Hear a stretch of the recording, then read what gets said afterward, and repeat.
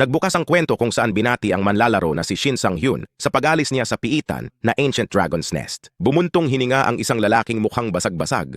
Nagreklamo siya kung bakit siya nagtatrabaho kahit halos 6 na po na siya. Si Shin Sang-hyun 55 taong gulang. 3 dekada ng eskrimador si Sang-hyun, ngunit ang pinakamataas niyang naabot ay mapasama sa top 100 ng kanyang bansa. It means isa lang siyang karayom sa haystack dahil sobrang dami ng manlalaro sa mundo. Nakita niya ang libro at naisip kung skill book ba ang reward niya. Nakakain na siya ng artifacts noon kaya curious siya kung pwede rin ito. Isang nakakasilaw na liwanag ang nakakuha ng atensyon niya. Ipinaalam sa kanya na pumasok na ang Constellation Late Bloomer Model Student. Taus-pusong binasbasan ni Late Bloomer Model Student si Sang-hyun para sa kanyang pagsusumika. Bukod pa rito, pinuri niya siya para sa kanyang hindi nagkakamali na panghuling strike. Ang taong iyon na pumasok ng husto ay ang kanyang kinontratang Constellation Late Bloomer Model Student. Nagpasalamat si Sang-hyun sa kanyang papuri. Nagpapasalamat si Sang-hyun sa kanyang kontrata sa kanya. Kapag isa pa lang siyang third-rate swordsman. Sa huli na Bloomer Model Student, kapag naabot na ng player ang level 850, lahat ng artifact at title stats ay madodoble. Kapag naabot na ng player ang level 900, ang nasabing stats ay triple. Ang kasalukuyang level ni Sang-hyun ay 650, kaya malapit na siya sa power spike. Dahil sa nakakabaliw na mga kondisyon, hindi pa siya nakikinabang sa pagkakaroon ng yumaong Bloomer Model Student bilang kanyang konstelasyon. Hinimok siya ng Late Bloomer Model Student na kainin ang skill book. Nasa mukha ni Sang-hyun ang nasasabik ngunit pagod na ekspresyon habang binubuhos niya ang mana sa artifact. Tapos sabi niya, kakainin ko na. Uminom ng mga artifact. Ito ang husay na nakuha ni Sang-hyun nang magising siya. Upang maunawaan ang kanyang kakayahan, sinubukan niyang pakuluan at kumain ng mga artifact. Sinubukan din niyang iprito ang mga ito ngunit wala itong naramdamang kakaiba. Sa oras na natapos niya ang kanyang walang kwentang mga eksperimento, 30 taon na ang lumipas. Nang gumamit siya ng mana synchronization sa isang artifact na may angkop na ranggo, napagtanto niya na ina-activate nito ang kanyang skill sa Devour Artifacts. Gayunpaman, sa oras na napagtanto niya kung paano gamitin ang kanyang kakayahan, huli na ang lahat. Ang iba ay lumalakas habang sila ay nagigising.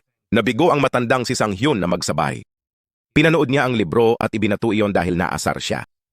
Nagreklamo siya kung paano hindi ito kasama ng mga tagubilin o kung ano. Hindi siya makapaniwala na skill book iyon. Sinabi ng Late Bloomer Model Student na napakalimitado ng impormasyon tungkol sa kasanayang iyon na magagamit at humihingi ng paumanhin dahil hindi ako nakakatulong. Iminungkahi niya na dahil maraming oras, dapat na muling magkompromiso si Sang-hyun at simulan muli ang pag-synchronize ng mana.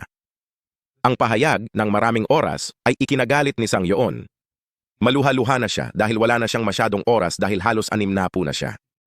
Sinabi niya na kung magkakaanak siya sa edad na 30, ang anak niya ay 30 taong gulang. Kung mas maaga siyang nagkaanak, baka may apo na siya noon. Binigyang diin niya na ang mga tao ay maagang namamatay, humingi ng paumanhin ang model student kung may nasabi siyang mali. Sumagot si Sang-hyun na wala siyang ginawang masama. Ipinaliwanag niya na marami siyang pinagsisisihan sa buhay at napansin ng kanyang konstelasyon ang pahayag na iyon. Hindi makalimutan ni Sang-hyun ang likod ng taong iyon, kaya sinubukan niyang maging katulad niya. Ngunit ngayon ay pagod na siya at matanda na. Sinabi niya na kung siya ay mas bata ng kaunti. Ang kanyang konstelasyon ay patuloy na nakikinig at saka ngumisi ang Late Bloomer Model Student. Pagkatapos ay pinayuhan ni Sang-hyun ang Late Bloomer Model Student na siya ay magre-retiro na at dahil kakanselahin niya ang kontrata sa kanya, pinayuhan niya itong pumunta na lang sa ibang player. Biglang ginamit ng Late Bloomer Model Student ang kanyang kapangyarihan at ikinagulat nito si Sang-hyun.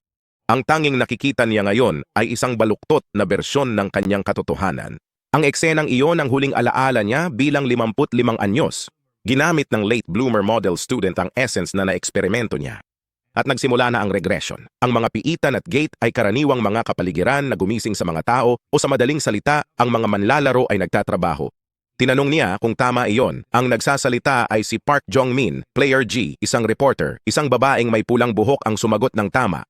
Ang taong ito ang CEO ng Hyun Jae-yong Corporation, si Han Hyun Jae-yong. Ipinaliwanag niyang ang mga piitan ay stepping stone ng manlalaro. Tungkol sa mga tarangkahan, ito ay ibang sukat.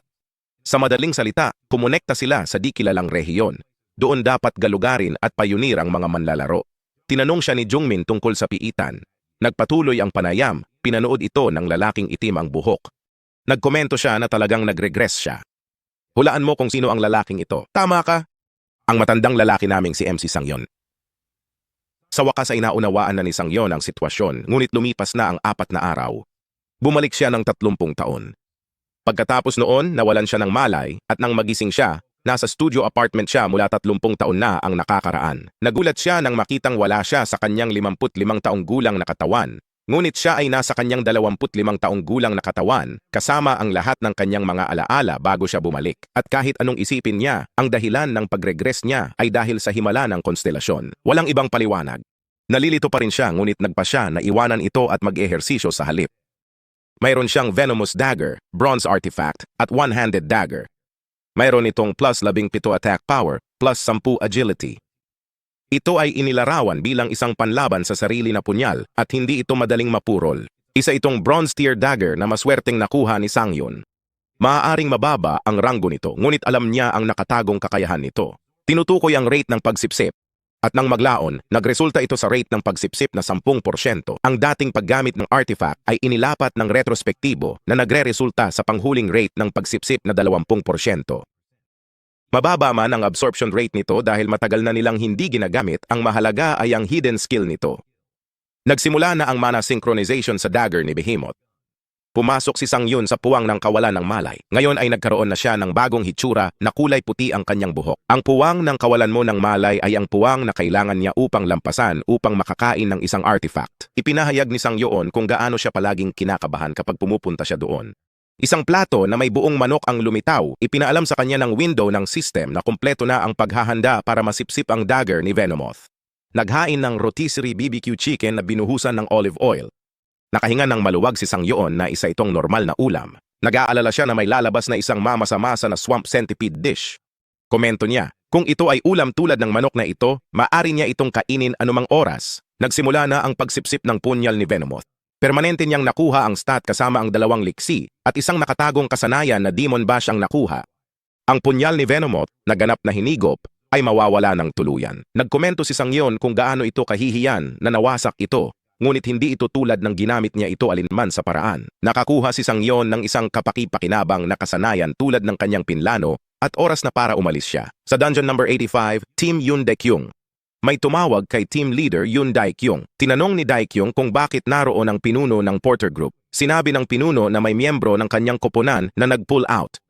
Ito ay isang bagong dating na sumali 4 na araw na ang nakakaraan. At ang kanyang pangalan ay Shin Sang-hyun. Sinabi ni Daekyung sa pinuno ng Porter Group na huwag mag-alala tungkol kay Sang-hyun dahil napagpasyahan na siyang sasali sa koponan ng manlalaro. Nagulat ang pinuno ng Porter Group na sumasali si Sang-hyun sa player team at hindi sa Porter team. Sinabi ni Daekyung na ibinigay niya ang huling pag-apruba. Tinanong niya kung may problema. Sabi ng pinuno ng Porter Group, ito ay problema dahil kakagising lang ni Sang-hyun at hindi pa siya tapos sa player academy. Dagdag pa, hindi pa nagawa noon ang pagdagdag ng ganitong lalaki sa koponan ng manlalaro. Idinagdag niya na ang koponan ay magiging hindi balanse at magkakaproblema siya sa pamamahagi ng trabaho. Si Daekyung ay naging pinuno ng Porter Group na ikinasindak ng pinuno. Itinuro ni Daekyung na siya ang nag-aasikaso ng lahat tulad ng partido at pamamahagi ng kontribusyon. Naalala ito ng pinuno ng Porter Group at humingi ng paumanhin. Pagkaalis ng pinuno, nagreklamo si Daekyung tungkol sa kanila. Tinanong ng isang manlalaro kung bakit tinanggap si Sanghyon. Si Daekyung ay hindi napahanga na ang manlalaro ay nagtatanong ng parehong bagay. Sinabi lang ni Daekyung na kung may mamamatay, si Sanghyon iyon, hindi sila. Gusto ni Sanghyon na kumilos at mamatay para tumahimik ang mga porter at mapanatili ang kanilang halaga. Hindi naniniwala si Daekyung na may magagawa ang isang level 1 idiot. Hindi inaasahan ng player ang intensyon ni Daekyung. Bati ni Sanghyon sa kanila, nagpakilala siya sa kanila at sinabing magtatrabaho siya bilang isang manlalaro. Nakatingin sa kanya ang lahat na may lungkot sa mukha. May malademonyong ngiti sa mukha ni Daekyung. Sa kanyang ulo, naisip ni Sanghyon kung paano nagpapahayag ang lahat.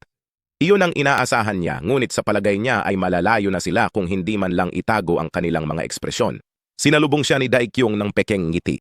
Sinabi niyang maganda makilala siya at inisip na mahuhuli siya sa unang araw bilang manlalaro. Napansin ni Daekyung ang sandata ni Sanghyon, mahabang espada. Sumagot si Sanghyon na nag-aral siya ng YouTube. Sabi ni Daekyung, ang mahabang espada ay isa sa pinakamahirap na uri ng espada. Sumagot si Sanghyon na susubukan niyang protektahan man lang ang kanyang sarili, kaya dapat siyang pagkatiwalaan ni Daekyung. Tumawa ng malakas si Daekyung at natuwa sa diwa ni Sanghyon. Sinabi ni Daekyung na ang mga lalaki ay kailangang magkaroon ng espiritu, tulad ng kung paano si Daekyung. Inihayag ni Daekyung ang simula ng pagsalakay sa piitan. Handa na silang magwala. Inutusan sila ni Daekyong na kapag nakapasok na sila, dapat silang tumayo sa pasukan. Pinanood niya silang pumasok sa gate. Nanatili ang tingin niya kay Sang-yeon. Sa kanyang isip, ang pag-aaral sa YouTube ay parang katawa-tawa. Para sa kanya, parang nakatingin si Sang-yeon sa mga piitan. Nakita niyang mayabang si Sang-yeon dahil lang sa nagising siya at naging player. At sa kanya, parang may death wish si Sang-yeon. Ayon sa diskarte sa pagsalakay na nakuha ni Daekyong, ang Orc Dungeon ay parang wailing wall para sa mga baguhan. Tiwala si Daekyong na malalaman ni Sang-yeon ang tangang-tanga ang kanyang lugar sa lalong madaling panahon. Pero maya-maya ay nalaglag ang panga niya dahil sa tinatawag na stupid idiot. Namutla silang lahat nang makita ang mga bangkay. Nakakabaliw ito. Napaisip siya kung sino ba talaga si Sang-yeon. Tumayo si Sang-yeon sa harap ng isang malaking halimaw na katatapos lang niyang pugutan ng ulo. Hindi makapaniwala si Daekyong sa kanyang mga mata. Kumpiyansa ang postura ni Sang-yeon. Hindi magkakaroon ng isang baguhan. Ang mga orc ay mga halimaw na kadalasang lumalabas sa mga laro, nobela, at pelikulang may mga setting ng pantasya. Dahil ang mga tao ay pamilyar sa kanila, ibinigay lamang na ang mga tao ay may mga pagtatangi laban sa kanila. Akala nila mahina ang mga orc. Siyempre, kung ikukumpara sa ibang mga halimaw tulad ng mga dragon, sila ay tiyak na mahina, hangal, at marahas lamang. Dahil dito, ang mga bagong manlalaro na mayabang ay madalas na lumalaban sa mga orc nang hindi masyadong nag-iisip. Ang mga katangian ng mga orc ay medyo simple. Isang lalaki ang kinasuhan. Sa pagtataka niya, hinawakan ng orc ang kanyang muka. Karaniwan, sila ay 270 sentimetro ang taas at 100 kilo ang timbang. Ang katangiang ito ay nagbibigay sa kanila ng malaking agwat sa kapangyarihan laban sa tao. Madaling dinurog ng orc ang tao at tumalsik ang dugo sa buong lugar. Dahil dito, tinawag ang mga orc na Wall of Lament. Bago lumabas ang kapangyarihan ng MC, naglalakad na sa koridor ang party ni Daekyong. Isang manlalaro ang tumawag kay Sang-yeon at sinabing hindi siya makakakuha ng espesyal na pagtrato bilang baguhan, kaya mag-isa siya. Isa pang manlalaro ay pasibong nagpahayag ng inis kay Sang-yeon sa pagtawag sa kanya ng mayabang na bastard sa likod niya at pagdura. Ngumiti lang si Sang-yeon at sinabi sa kanila na susubukan niya ang lahat. Napagtanto niya na walang mabait sa mga baguhan. Pinagalitan siya ng lalaki, sinabing hindi lang niya dapat gawin ang lahat, kailangan din niyang gawin ito ng maayos. Bastos ang mga ito sa kanya. Natahimik si Sang-yeon. Tinanong niya kung maaari ba siyang lumaban sa mga nasa harap kung may halimaw. Sasabihin sana sa kanya ng isang lalaki na baliw siya. Ngunit tumigil siya sa kalagitnaan ng pangungusap. Kinilabutan siya sa kanyang nakita. May orc sa likod ni Sang-yeon. Ito ang laban niya pagkatapos ng pag-urong. Magvo-volunteer na sana siya pero may player na may kalasag ang pumunta sa harap niya. At hinarangan ng pag-atake ng orc. Pinagalitan ng lalaki si Sang-yeon, wala na daw siya sa sarili. Hindi naniwala ang lalaki na mahusay si Sang-yeon sa espada dahil mabagal siyang kumilos. Sagot ni Sang-yeon, hindi niya kailangan ng tulong. Hiniling ng manlalarong may kalasag na patunayan ang kakayahan. Sinabi ni Sang-yeon na tumingin sa harapan. Hindi na natapos ng lalaki ang pagbubuga ng mga bastos na salita. Bigla siyang napabuntong hininga. Nang makita niya si Daekyong na sinisingil ang orc at itinulak ito palayo, nahulog ang orc sa lupa. Pinagalitan ni Daekyong ang manlalaro at si Sang-yeon at sinabihan silang magsama-sama. Humingi ng paumanhin ang manlalaro. Ang ibang manlalaro ay humanga sa galaw ni Daekyong. Sinabihan sila ni Daekyong na manatili sa likod habang inaalagaan ang lalaki. Sumalakay ang orc, hinarang ni Daekyong gamit ang kalasag. Sumigaw siya na wala lang at sinaksak ang orc sa dibdib. Iba pang manlalaro ay humanga sa kanyang paglipat. Tinanong nila kung patay na ito. Ang orc ay gumawa ng malakas na ingay habang nakangisi. Pagkatapos itinaas ang palakol. Muntik nang matamaan si Daekyong. Sayang naman ang atake niya kanina ay hindi nakapatay ng orc. Pinanood lang sila ni Sang-yeon. Alam niyang si Daekyong ang may pinakamataas na level doon. Level 50 lang siya kaya hindi siya makaka-critical hit sa halimaw. Sinisingil ni Daekyong si orc. Muli niya itong tinusok habang sinisigawan na mamatay na. Nahulog ang orc. Natuwa ang lahat na pinatay niya ito. Sila ay humanga na ginawa niya ito sa kanyang sarili. Si Daekyong ay may tampo sa kanyang mukha habang siya ay sumagot na ito ay wala. Tinanong niya sila kung ayos lang sila. Natuwa ang lahat at ipinahayag nila kung gaano ka maaasahan si Daekyong. Paalis na sana sila nang biglang may narinig silang malakas na ingay. Ilang pulang orc ang nagmamartsa patungo sa kanila. Natakot ang lahat nang makita ang matataas na orc. At may mga armored orc din. Tinanong nila ang pinuno ng pangkat kung ano ang dapat nilang gawin. Nagpasya si Daekyong na tumalikod para sa kaligtasan ng lahat. Sa kanyang ulo, nahirapan na siyang ibagsak ang isang orc. Ngayon dumating ang mga orc. Sa pagtataka nila, humingi ng pahintulot si Sang-yeon na subukan. Naiinis ang lahat sa kanya, iniisip na wala na siya sa sarili niya. Inamin ni Daekyong na siguradong nasasabik si Sang-yeon na nagising siya. Hindi pa niya natatapos ang kanyang pangungusap nang makita niyang naniningil si Sang-yeon sa orc. Sinigawan siya ni Daekyong na papatayin siya. Sa isang indayog ng espada ni Sang Hoon, isang mataas na orc ang natalo. Nagkomento si Sang Yoon na maganda ang isang mahusay na espada. Clean cut din ang ginawa niya. Nang masaksihan niyon, nalaglag ang panga ng lahat. Hindi sila makapaniwala na hati sa dalawa ang orc. Naisip ni Sang Yoon, baka dahil level 1 pa lang siya kaya hindi malinis ang hiwa gaya ng alam niyang makukuha nito. Tungkol kay Sang Yoon, wala pa siyang titulo at constellation. Mayroon siyang eksklusibong kasanayan na Devour Artifacts. Nakakonsumo siya ng isang artifact. Ang kanyang HP ay nasa 200, MP ay 20, EXP sa 40. Nabalisa ang ibang mga orc. Ilang orc ang nag-charge ng sabay-sabay. Sinabi ni Sang Hyun na maaaring mababa ang kanyang antas, ngunit may sapat siyang karanasan. Sumugod siya pasulong at inugoy ang kanyang espada, hiniwa ang ilang orc sa kanyang daraanan. Sinalakay siya ng isa pang orc, ngunit madali niyang naiwasan ang pag-atake. At sa isang indayog lang, hiniwa niya ang orc na iyon. Sinabi niya sa mga orc na marami na siyang napatay sa kanila noong bata pa siya. Nakanganga ang mga manlalaro dahil sa gulat. Nagsisimula na silang maniwala na kaya talagang patayin ni Sang Hyun silang lahat. Si Sang Hyun ay bumaba sa huling orc. At ito ay ang armored orc. Napakalaki nito at may malaking kalasag din. Gumawa ito ng malakas na ingay ng orc. Nang umatake ito, nabasag ang lupa. Seryoso si Sang Hyun. Ang mahusay na espada ni Sang Hyun ay tumama sa orc, ngunit ito ay nakalmot lamang. Nag-alala si Dae Kyung dahil masyadong makapal ang balat ng armored orc at hindi gumana ang pag-atake. Isang malagim na eksena iyon. Ang armored orc ay handa ng umatake muli. Ilang pulgada lang ang layo ng sandata nito sa MC namin. Napangiti si Sang Hyun at sinabing hindi na nila kailangang maging madrama. Nagulat ang armored orc. Inactivate ni Sang Hyun ang Skill Demon Bash Level 1. Ang Demon Bash ay isang nakatagong kasanayan na mayroong 15 segundong cooldown laban sa parehong target. Hinahadlangan nito ang isang target, halimaw man o tao, sa loob ng 2.0 segundo.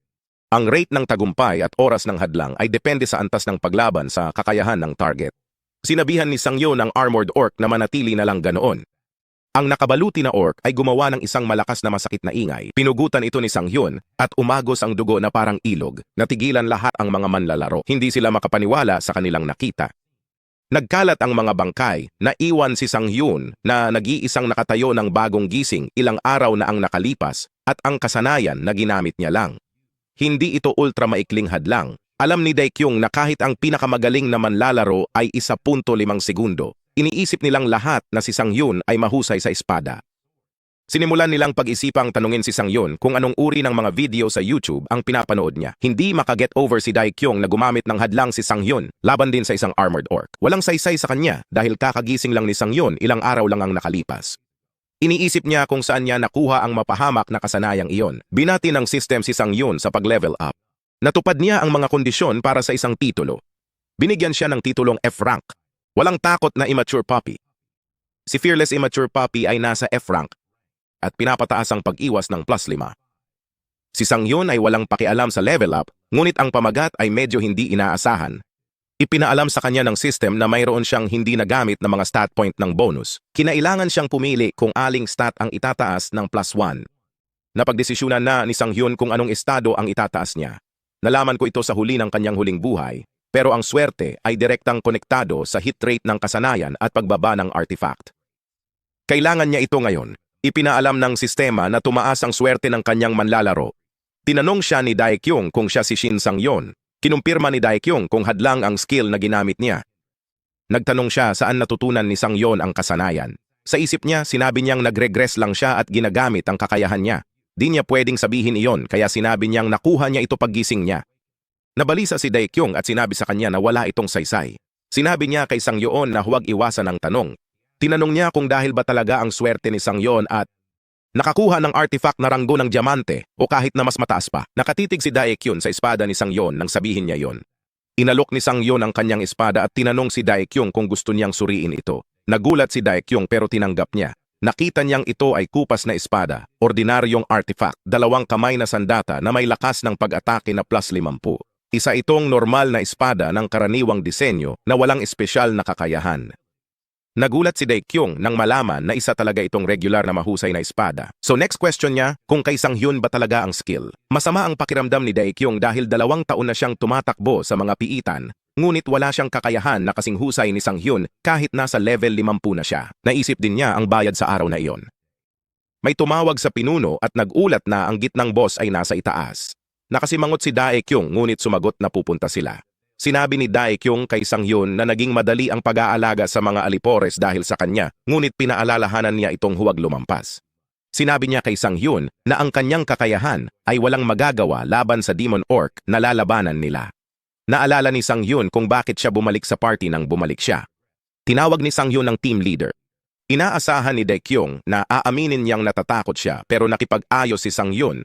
Kung mapapatay niya ang Demon Orc mag-isa, gusto niya ang artifact bilang gantimpala. Pinili ng party na bayaran ng mga tao ayon sa performance. Ang Crimson Stone ay artifact na makukuha lang sa pagtalo sa Demon Orc. Yun ay sinabi, kahit na matapos talunin ang daan-daang mga demonyong orc, ito ay sinasabing mahirap makuha. Sa halip, ang mga pagkakataon nitong bumaba ay napakababa. Gayunpaman, sa nakaraang buhay ni Sang-hyun, matapos mabigo ang kanilang koponan na talunin ang demonyong orc, masuwerte silang nakita ang Crimson Stone nang ang isa pang koponan ay mapalad na makuha ang kanilang mga kamay dito. Noon, todo bugbog si Sang-hyun nang marinig niyang may bumati sa isang kapitan. Kalbo ang kapitan, bilugan ng mukha at katawan, at hawak niya ang bilog na Crimson Stone.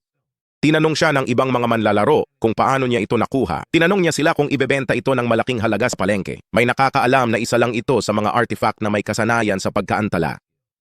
Sinabihan ng kapitan ang manlalaro na huminto na sa pagsasalita dahil parang dumura siya. Noon, naintriga si Sang-hyun sa husay sa pagkaantala. Iyon ang kasanayang lubhang kailangan niya. Kaya naman, sa kasalukuyang panahon binalot ng katahimikan ng silid, ibinahagi ni Sang-hyun ang paksa na ibinabahagi ng partido batay sa kontribusyon, kaya kung matatalo niya ang halimaw mismo, ipinapalagay niya na walang mga isyu. Natahimik si Daekyung. Mahalaga para kay Sang-hyun na makuha ang kasanayan sa pagkaantala sa sandaling iyon bilang paghahanda para sa mga kaganapan sa hinaharap. Gayunpaman, karamihan sa tao ay mag-iisip ng masama sa mga baguhang manlalaro na bastos. Inasahan ni Sang-hyun na walang magseseryoso sa kanya. Tinanong siya kung sino siya. Sinabi nilang bumaba siya sa kanyang mataas na kabayo kahit nakapatay siya ng ilang orc. Sinabihan siya ni Sang-hyun na kumalma. Sinabihan siya ni Daekyung na gawin ang gusto niya. Nagulat ang mga manlalaro sa sagot ni Daekyung. Ngunit nilinaw ni Daekyung na magagawa lamang iyon ni Sang-hyun kung nabigo silang talunin ang amo. Pagkatapos, maaari silang pumasok sa piitan mag-isa at patayin ito. Sa isip ni Sang-hyun, mas madali ito kaysa inaakala niya. Kinumpirma ni Sang-hyun kung aalis na siya sa labanan. Sinabi ni Daekyung na gawin niya ang gusto niya. Nagsimula siyang maglakad pasulong. Nagmamadali ang mga manlalaro na maabutan siya, sabay sigaw na hintayin sila. Sa isip ni Daekyung, ang bastos na iyon ay kumikilos na parang siya ang tae dahil lang sa sirang kasanayan. Sinabi ni Daekyung sa sarili na sisiguraduhin niyang malilinis ang piitan at tatahimik si Sang-hyun.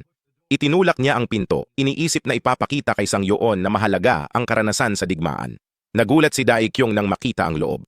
Ipinaalam ng sistema na pumasok sila sa silid ng gitnang amo. Ang mga sulo ay sinindihan sa gilid ng silid, at sa gitna ay nakatayo ang amo uhaw sa dugo na orc. Inutusan niya ang lahat na maghanda sa labanan. Kahit mukhang nakakatakot ang halimaw, narinig niyang madali itong talunin. Inutusan niya ang mga manlalaro na umikot sa paligid nito at atakihin ito mula sa likuran. Sa isip ni Daekyung, hindi niya hahayaang magkaroon ng pagkakataon si Sang-hyun na mag-solo play. Nagpasya si Daekyung na manguna. Pero sa isang iglap, nakahiga na si Daekyung sa sahig habang dumudugo ang noo. Napatulala siya sa nangyari. Nag-alala si Sang-hyun nang magsimulang tumakbo si Daekyung at ang iba pang mga manlalaro. Nakakatawa ang ekspresyon niya nang maisip niya na si Daekyung at ang iba pa ay sisingilin na lang ito ng ulo. Ito rin ang dahilan kung bakit sila nabigo noon. Natakot ang mga manlalaro at napaatras sila sa sulok. Alam nilang kung magpatuloy ito, mamamatay sila. Nagtaka si Daekyung kung bakit ito malakas, pati ang nakaraang mataas na orc. Napagtanto niyang hindi niya dapat kinuha ang payo mula sa mga merkado. Inutusan ni Daekyung ang lahat na umatras, ngunit nakita niya si Sang-hyun nang ngumiti sa kanya. Sa tingin nila may mali kay Sang-hyun dahil gusto pa niyang mag-solo play. Anuman, inutusan ni Daekyung ang lahat na umatras. Dahil mababa ang peripheral vision nito, gumawa sila ng pahinga sa gilid. Nakahinga ang lahat nang marinig ang utos ni Daekyung. Hinarap ni Daekyung si Sang-hyun at binigyang diin na binalaan niya ito.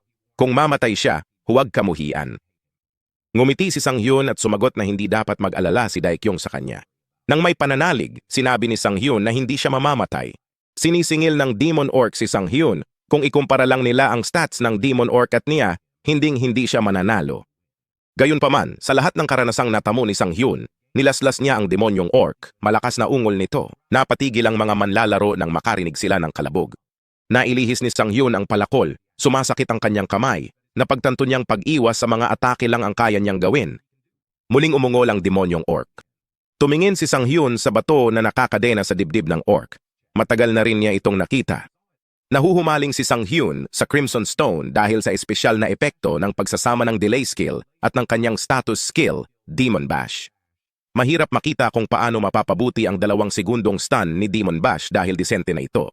Pero gamit ang kasanayan niyang Devour Artifacts, kaya niyang pagsamahin ang epekto ng iba't ibang kasanayan, kaya naisip niyang subukan kung ano ang mangyayari kung may kasanayan siyang magpapahintulot na isalansan ang stun ng Demon Bash. Ito ang magiging perpektong kombinasyon ng mga kasanayan na magbibigay sa kanya ng walang katapusang stun. Kaya kung makuha niya ang kasanayan sa pagkaantala, posible ito, hinamon niya ang orc na lumapit sa kanya. Ang orc ay gumawa ng malakas na ingay, itinaas ang palakol at kinasuhan si Sang Hyun. Iyon talaga ang gusto ni Sang Hyun. Kaya mahahanap niya ang mga mahinang lugar ng halimaw. Ang palakol ng demonyong orc ay tumama sa lupa. Na-activate na ang Demon Bash Level 1. Ang demonyong orc ay natigilan ng 2.0 segundo. Hindi makapaniwala si Daekyung na gumana ang kasanayan sa mga middle boss. Ito ay tulad ng isang sirang kasanayan. Alam ni Sang Hyun na ang mga orc ay simple, ngunit higit pa ang inaasahan niya mula sa demonyong orc. Ngunit pagkatapos ay nahuli si Sang Hyun. Sinipa siya ng demonyong orc. Ginamit niya ang kanyang mahusay na espada para pigilan siya sa paglipad paatras. Inamin ni Sang Hyun na nakalimutan na niya iyon. Ang demonyong orc ay may kakayahang magpagaling ng sarili. Ang abilidad niyang mag-regenerate ay agad nag-alis ng epekto ng stun. Para ma-stun siya ulit, kailangan ni Sang Hyun ng 15 segundo pa, kaya kailangan niya ng pagkaantala. Napagpasyahan niya na kung hindi niya ito ma-stun, matatalo niya ito. Sinisingil na naman siya ng demonyong orc. Para kay Sang Hyun, sapat na ang pagkatalo. Pinagmasdan sila ni Daekyung pero sabi ng ibang manlalaro kailangan nilang pumunta sabay-sabay. Nagkomento ang manlalaro na hindi rin gumagana ang husay ni Sang Hyun. Tinanong ni Daekyung kung bakit. Alam ni Daekyung na hindi gumagana ang stun skill at may malaking agwat sa pagitan ng mga istatistika. Kaya pala palaisipan sa kanya. Sa kung paano pa nagagawang ganyan ang mukha ni Sang Hyun, tinanong ni Daekyung kung talagang newbie player ba siya. Naranasan ni Sang Hyun ang parehong mga sitwasyon sa nakaraan. Kung siya ay masyadong mahina, kailangan lang niyang ituon ang lahat sa isang punto. Iniwan niya ang pagputol sa kalaban. Sa halip, ginamit niya ang kanilang lakas sa kanyang kalamangan para tumagos. Ilang sandali pa, maraming sirang armas ang makikita. Binati siya ng system sa pagkatalo sa gitnang amo, si Demon Orc. Nag-level up na si Sang Hyun. Nakuha niya ang titulong E-Rank Demon Hunter. Ang pamagat ay nagbibigay sa kanya ng pagbabagong buhay sa kalusugan ng 5 beses kapag kaharap ang mga middle boss o mas mataas. Ngayon ay may 2 titulo si Sang Hyun. Hulaan niya, ito ang pakinabang ng pagiging solo player. Nakita niya si Daekyung at ang iba pang mga manlalaro na nagmamartsa patungo sa kanya. Napatulala silang lahat. Upang maiwasan ang mga ganoong sitwasyon, isang bagay ang pumasok sa isip ni Sang Hyun. Umakto siyang muntik na siyang mamatay. Nilagyan niya ng mantikilya ang pinuno na nagsabing mamamatay siya kung hindi dahil sa pinuno. Nakumbinsi niya ang isang player na nagtanong kay Daekyung kung kailan siya makakagawa ng ganoong damage. Nataranta si Daekyung pagkatapos ay lumubog ito. Pinagmasdan niya si Sang Hyun na may pagkamayabang sa mukha. Ang kanyang ekspresyon ay nagpapahiwatig kay Daekyung na huwag maging tanga. Nakita ni Daekyung ang pulang-pula na bato. Binigyang kahulugan ni Daekyung ang mensahe ni Sang Hyun bilang upang tuparin ang kanyang pangako. Bulong niya sa kanyang sarili na ito na ang kanyang ganap na pagkatalo. Inanunsyo niya sa lahat na bigyang pansin. Ngayong natalo na nila ang middle boss, kailangan na nilang maghanda para sa final boss. Umakyat sila sa hagdan na pinalakas ang kanilang moral. Hindi pa rin sila naniniwala na ang baguhan ay nagawang talunin ang bagay na iyon sa kanyang sarili. Hinihiling din nila ang stun skill na iyon. Ngunit sinabi sa kanya ng ibang manlalaro na ito ay walang silbi dahil hindi ito gumagana sa mga gitnang boss. Ngayong wala na ang audience, hindi na. Oras na para kainin ni Sang Hyun ang pulang-pula na bato. Isa itong silver artifact. Isang accessory na may espesyal na epekto na tinatawag na pagkaantala na nagpapataas ng kalusugan at lakas ng 10. Bihira itong bagay na makukuha sa pagkatalo sa demonyong orc, isang pagkikristal ng lakas, tenasidad at pagtitiis. Ang aming anak ay hindi na nag-aksaya ng oras at pumasok sa puwang ng kawalan ng malay. Inihain si Sang Hyun ng bibimnayang-myon ni Master Chef na may kasamang meat jelly. Natuwa siya. Pakiramdam niya ay tumatakbo ang lahat sa kanya. Ipinaalam sa kanya ng sistema na handa na siyang sumipsip ng Crimson Stone. Siya ay kumagat at ang pagsipsip ng Crimson Stone ay isinasagawa. Dahil sa 20% base stat absorption ng silver rank, tumaas ng +2 ang strength at health stats niya at nakuha niya ang special effect na delay. Maaari na niyang idagdag ang delay sa kanyang mga kasanayan. Dahil dito kinabahan si Sang Hyun, itinali niya kay Demon Bash. Ipinaalam na idinagdag ang epekto ng delay sa Demon Bash. Kung gagamitin niya ang Demon Bash bago matapos ang unang na-stunned state, Siya ay garantisadong isang extension sa pangalawang stunned state. Ang ikatlo ay may 90% pagkakataon, ang pang-apat ay 60%, at ang ikalimang paggamit ay 30% pagkakataon na magpatuloy ang nabiglang estado. Bumalik ang kamalayan ni Sang Yoon sa kanyang katawan. Natuwa si Sang Yoon na may garantisadong 4-second stun. Nahulaan lamang niya na posible ito sa teorya, ngunit gumana ito. Lumapit sa kanya si Daekyung para makapag-usap sila. Sinabi sa kanya ni Daekyung na sa harap mismo nila ay ang huling silid ng boss, ang Orc Berserker. Tinanong ni Sang Hyun kung gusto siya ni Daekyung na sumali. Sumagot si Daekyung ng hindi na ikinagulat ni Sang Hyun. Sinabi ni Daekyung na siya ay magiging isang kabiguan bilang isang pinuno kung hindi niya gagamitin ang isang miyembro na tulad niya. Inilahad niya ang kanyang kamay para makipagkamay at inanyayahan siyang magtulungan. Hinawakan ni Sang Hyun ang kanyang kamay na sinasabi ni Daekyung na ganoon pa rin ang kanyang kondisyon. Pumayag si Daekyung. Lumapit ang player na dilaw ang buhok para sabihing handa na silang pumasok sa boss room. Sinabi ni Daekyung na dapat na silang umalis. Pinayuhan niya ang lahat na panatilihin ang kanilang mga bantay. Ang dilaw na buhok na manlalaro ay may scowl sa kanyang mukha. Napansin iyon ni Sang Hyun at nataranta ito. Pinalakas ni Daekyung ang moral nila, sinabing ito na ang huling yugto at pagkatapos mag-inuman. Nagtaka si Sang Hyun kung bakit siya pinandilatan ng player. Sa piitan 85, huling silid ng boss. Ang huling amo ay mukhang nakakatakot sa matutulis, malalaking ngipin at mabangis na hitsura. Ang huling boss ay tinatawag na Orc Berserker. Mahaba ang buhok nito na nakatakip sa mukha. Sinabihan ni Daekyung si Sang Hyun na papasok muna siya. Ngunit humakbang si Sang Hyun at sinabihan siyang dumikit sa kanya. Nagulat sila sa ginawa ni Sang Hyun, pinayuhan nila ito laban dito. Alam ni Sang Hyun na ang mga Orc Berserkers ay may mas mababang skill resistance kumpara sa mga Demon Orc, kaya mas madali itong ma-stun kung mahinahon siyang umatake. Inaasahan ni Sang Hyun na hindi magkakaroon ng anumang problema. Ang Orc Berserker ay naniningil pasulong. Napaisip si Sang Hyun sa sinabi niya, dumikit sa akin, at nag-alinlangan sabihin ang gayong salita ng pagtitiwala. Nung bata pa siya, lagi na lang siyang takot, at pagkatapos niyang tumanda, pinilit niyang manatiling buhay. Ayaw na niyang mamuhay muli sa parehong paraan. Alam niyang kailangan niyang magbago. Pinag-uusapan niya ang kanyang mahinang nakaraan at ang kanyang hinaharap, at para magawa iyon, kailangan niyang ipakita at patunayan sa lahat ng naroon. Pinapanood siya ni Daekyung at nagkomento na siya ay isang halimaw. Dahil ipinakita ni Sang Yoon ang kanyang napakaraming kakayahan, sa isang laslas lang ay halos maputol na niya ang kalahati ng katawan ng amo na halimaw. Sinigawan niya ang mga ito na matutulala ang orc sa loob ng 4 na segundo. Na-activate na ang Demon Bash Level 1. Hinimok niya silang pumasok at inuke ang Orc Berserker. Nasa sakit ang Orc Berserker. Laslas ito sa buong katawan. Binati sila ng system sa pagkatalo sa Orc Berserker at naalis na nila ang piitan na tinatawag na Altar of the Crimson Orc. Ang itim buhok na manlalaro na may kalasag ay nagkomento na ang piitan ay madali. Sumagot ang isa pang manlalaro na pinadali ng stun ang mga bagay. Nagtaka ang mga porter kung may personal porter na ba si Sang Yoon. Balak siyang tanungin ng isa pero hindi iyon nagustuhan ng isa pang porter dahil gusto rin niyang magtanong. Nang makita kung gaano sila kabilis lumingon sa isa't isa ay hindi komportable si Sang Yoon. Nag-level up siya at nakuha ang titulong D rank with overwhelming power na nagpapatagal ng status effects niya ng 10%.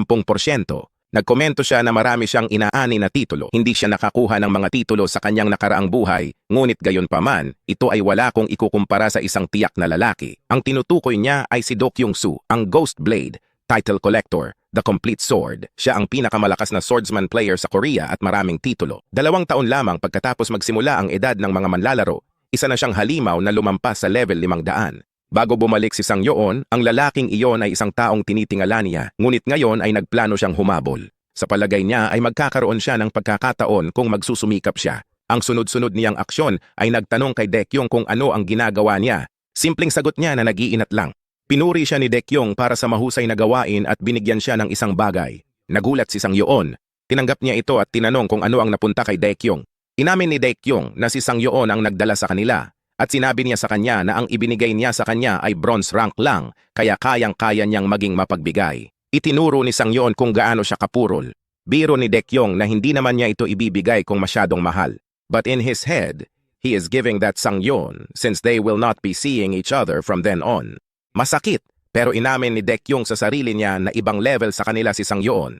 Samantala, pinagmamasdan sila ng dilaw na buhok na manlalaro mula sa malayo. Galit na galit siya na mas inaalagaan ni Daekyung ang bastard na iyon dahil lang sa ilang beses niyang ipinakita ang kanyang husay. Masama ang pakiramdam niya dahil matagal na siyang lingkod ni Daekyung. Pakiramdam niya ay unfair iyon. Inilabas niya ang kanyang telepono habang sinasabi na ang mga inang iyon ay dapat mamatay ng magkasama. May tinawagan siya. Sa bahay ni Sang Yoon sa Jamsildong kinabukasan, natuwa siya bilang manlalaro.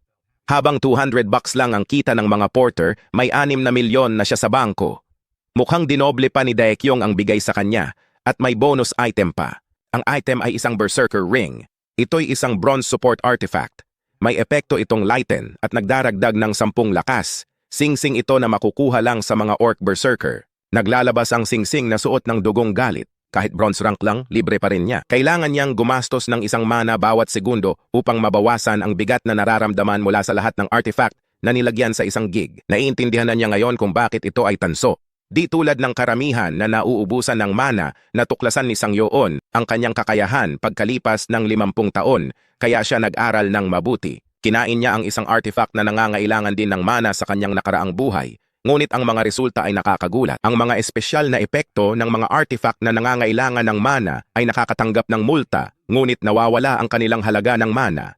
Excited na ngayon ang aming anak na gawin ang isa pa niyang hamon sa mukbang. Nagsimula na ang mana synchronization sa Berserker Ring. Walang pakialam si Sang Yoon sa penalty dahil naniniwala siya na the more skills, the better. Sa Private Club H sa Gangnam Seoul, iginiit ng manlalarong may dilaw na buhok na may 4 na segundong stun ang bastard. Sinita siya ng lalaki sa pagtaas ng boses kaya natakot ang manlalaro. Tinanong ng lalaki kung bakit siya mag-aalaga. Tinanong niya ang lalaking dilaw ang buhok kung gusto niyang maghiganti. Sumagot ang dilaw na player na hindi dahil siguradong load ang bastard. Tinanong ng lalaki kung ano ba talaga ang gusto niyang gawin niya. Iginiit ng dilaw na buhok na manlalaro na gusto niya ng negosyo. Napagpasyahan ng malaking maam na gustong maghiganti ang dilaw na buhok na manlalaro. Bumulong ang babae sa tabi ng lalaking may peklat at tinanong kung close sila. Tinawag niya ang dilaw na buhok at pinutol ang kanyang tenga. Tinanong ng lalaking may peklat ang manlalaro kung sino sila. Sinagot niyang hindi sila personal na lingkod, kaya binuhusan siya ng alak sa tainga at binalaan na magbabayad ito ng presyo at makikinig siya hanggat mahalaga ang tainga nito. Tinanong niya kung nasaan ang bastos na iyon. Kinabukasan sa Jamsil 4-3 training grounds, umupo si Sang Yoon sa hagdanan. Kumain siya ng malamig na sabaw ng pipino at halatang hindi ito nagustuhan. Ngunit iyon ang lumabas sa Berserker Ring. Nakaramdam siya ng pagkahilo, pero optimistic siya. Palaging may liwanag sa dulo ng isang madilim na lagusan. Walang kahirap-hirap niyang pinaikot-ikot sa hangin ang kanyang espada. Mas gumaan ang pakiramdam ng espada. Palaging aktibo ang magaan at walang cooldown. Tinanggal ng kasanayang Devour Artifact ang paggamit ng mana ng lumang kasanayan. Bilang parusa, kinakalahati ang epekto ng lightweight at ginagawang 100 gramo ang bigat ng lahat ng artifact. Nagkasya muna si Sang Yoon sa isang mahusay na espada. Gusto niya ang passive effect. Tiningnan niya ang kanyang player info. Nasa level 7 na siya ngayon, may 3 titulo, walang constellation, may eksklusibong skill na Devour Artifacts at nakakain na siya ng 3 artifact. HP 324, MP 32, EXP 307. Tiningnan niya ang status menu.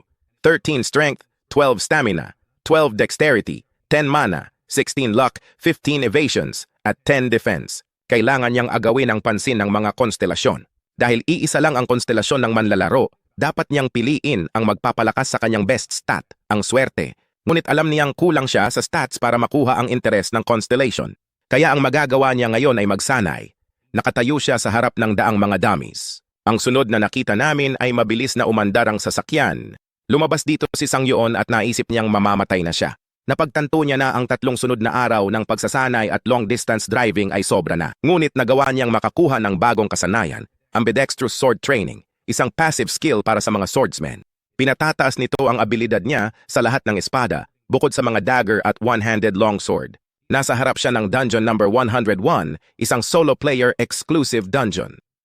Alam ni Sang Yoon na aabutin siya ng ilang buwan ng paghihintay sa pila para lang makapasok sa isang solo player dungeon. Siya ay masaya na siya ay maaaring magmaneho sa isa. May napansin siya. May itim na sasakyan sa malapit. Hindi niya inaasahan na susundan siya ng mga ito sa kagubatan. Hindi niya alam kung ano ang gusto ng mga ito. Ngunit anuman ang mangyari, plano niyang alagaan ito sa piitan. Ilang lalaki ang pumasok. Isang grupo ng mga lalaki ang nakausap ng manlalarong dilaw ang buhok. May nagsabi na nasa piitan sila para sa mga solo player lamang. Nagulat ang lalaking may galos na mata. Hinihintay sila ni Sang Yoon sa gilid. Alam niya na walang paraan na maling piitan ang pinasok nila.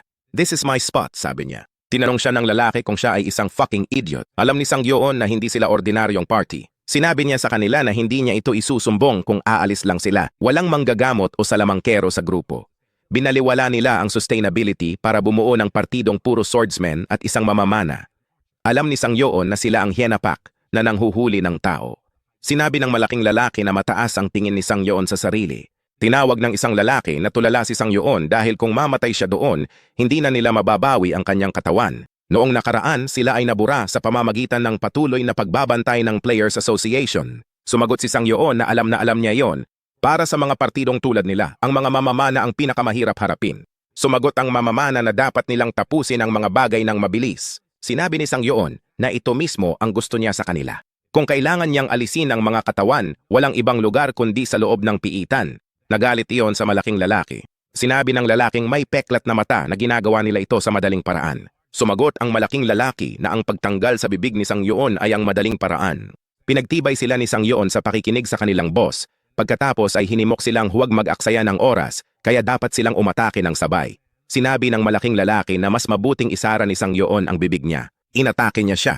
Inaasahan ni Sang Yoon ang pag-atake. Naisip ni Sang Yoon na ang pahayag na survival of the fittest ay angkop sa mga piitan. Sa mga piitan, laging tinutugis ng mga halimaw ang buhay niya at may mga artifact ding hinahanap ng mga tao. Laging nakataya ang kanilang buhay, namamatay ang mahihina at walang batas sa loob, kaya kailangan nilang pumatay kung gusto nilang mabuhay. Iyan ang naranasan ni Sang Yoon sa kanyang nakaraang buhay at nalalapat pa rin ito sa edad na ito. Ang lahat ng nangyayari doon ay pagtatanggol lang sa sarili. Nakababa ang malaking lalaki at hinamon niya ang iba. Mukhang pinabagsak niya ang dalawang lalaki. Pero nilaslas niya lang siya sa kalahati. Mabilis na tumakbo ang tatlo. Plano nilang dumistansya sa kanya at i-cover sila sa kanilang pwesto. Naintindihan ng mamamana, pero di siya makapaniwala na pinatay ni Sang Yoon si Sang Ho. Kahit tulala si Sang Ho, level 100 pa rin siya at bagong gising ang kalaban. Pinaikot ni Sang Yoon ang kanyang espada habang nakatingin sa mamamana. Hoy, saan sa tingin mo pupunta? Inilabas ng mamamana ang kanyang mga palaso habang sumisigaw na si Sang Yoon ay isang halimaw. Gumalaw si Sang Yoon at hiniwa ang mga pana. Hindi makapaniwala ang mamamana at iyon ang huli niyang nakita. Pagkatapos ay tinamaan siya ng dakilang espada. Nang ihagis ni Sang Yoon ang espada, sinamantala ng mga kalaban ang pagkakataon. Tumakbo si Sang Yoon para kunin ito, kaya inatake siya dahil wala siyang armas. Sumigaw ang lalaking walang kaliwang mata sa kasama niya at sabay silang sumugod. Tinusok ng espada ang dibdib ng mamamana. Habang tumatakbo si Sang Yoon sa mamamana, sinugod siya ng dalawang kaaway. Bago pa niya mahawakan ang espada, sabay na siyang inatake. Nagkaroon ng nakakasilaw na liwanag at nagulat ito sa mga kalaban. Hindi siya natamaan dahil binalansin ni Sang Yoon ang kanyang sarili na patiwarik gamit ang kanyang espada bilang paninindigan. Tinawag nila siyang baliw. Inilabas ni Sang Yoon ang kanyang espada. Laking gulat ng lalaki nang hinawakan ni Juntae, ang lalaking walang kaliwang mata, ang kanyang ulo. Ginalaw ni Juntae ang lalaki para kumilos sa kanyang kalasag. Nang iwagayway ni Sang Yoon ang kanyang espada, iyon ay agarang kamatayan para sa kalasag ng karne. Napagtanto ni Sang Yoon na ang grupo ay mga nagbebenta ng organ. Alam ni Sang Yoon na walang paraan na lahat sila ay nagtutulungan sa ilalim ng ideya ng pagtitiwala. Kaya nahulaan niya na ang kanilang layunin ay ang paggising ng mga mana stone sa pamamagitan ng mga organ transplant. Inihayag ni Sang Yoon kung paano niya nakita ang maraming bagay sa nakaraan. Tinanong ni Juntae kung ano ang magiging kaibhan kung may kaalaman si Sang Yoon. Sa huli, mamamatay lang siya sa kamay ni Juntae. Pero kalmado lang si Sang Yoon at simpleng sagot lang niya ay nagtatanong lang siya. Inactivate ni Sang Yoon ang Demon Bash Level 1. Ipinahayag ni Sang Yoon na akala niya ay iluluwal siya ng mga ito hanggang mamatay. Natigilan si Juntae ng 4.4 na segundo. Nataranta si Juntae kung gaano siya natulala. Naaalala niya ang maliliit na hiwa niya sa kanyang mga daliri nang protektahan niya ang sarili gamit ang ibang lalaki. Ngunit hindi siya makapaniwala na magkakaroon ng ganitong sirang kasanayan. Inanunsyo ni Sang Yoon na tapos na, kaya mas lalong naguluhan si Juntae. Tumanggi siyang mamatay sa ganoong paraan, lalo na kapag siya ang palaging pumapatay.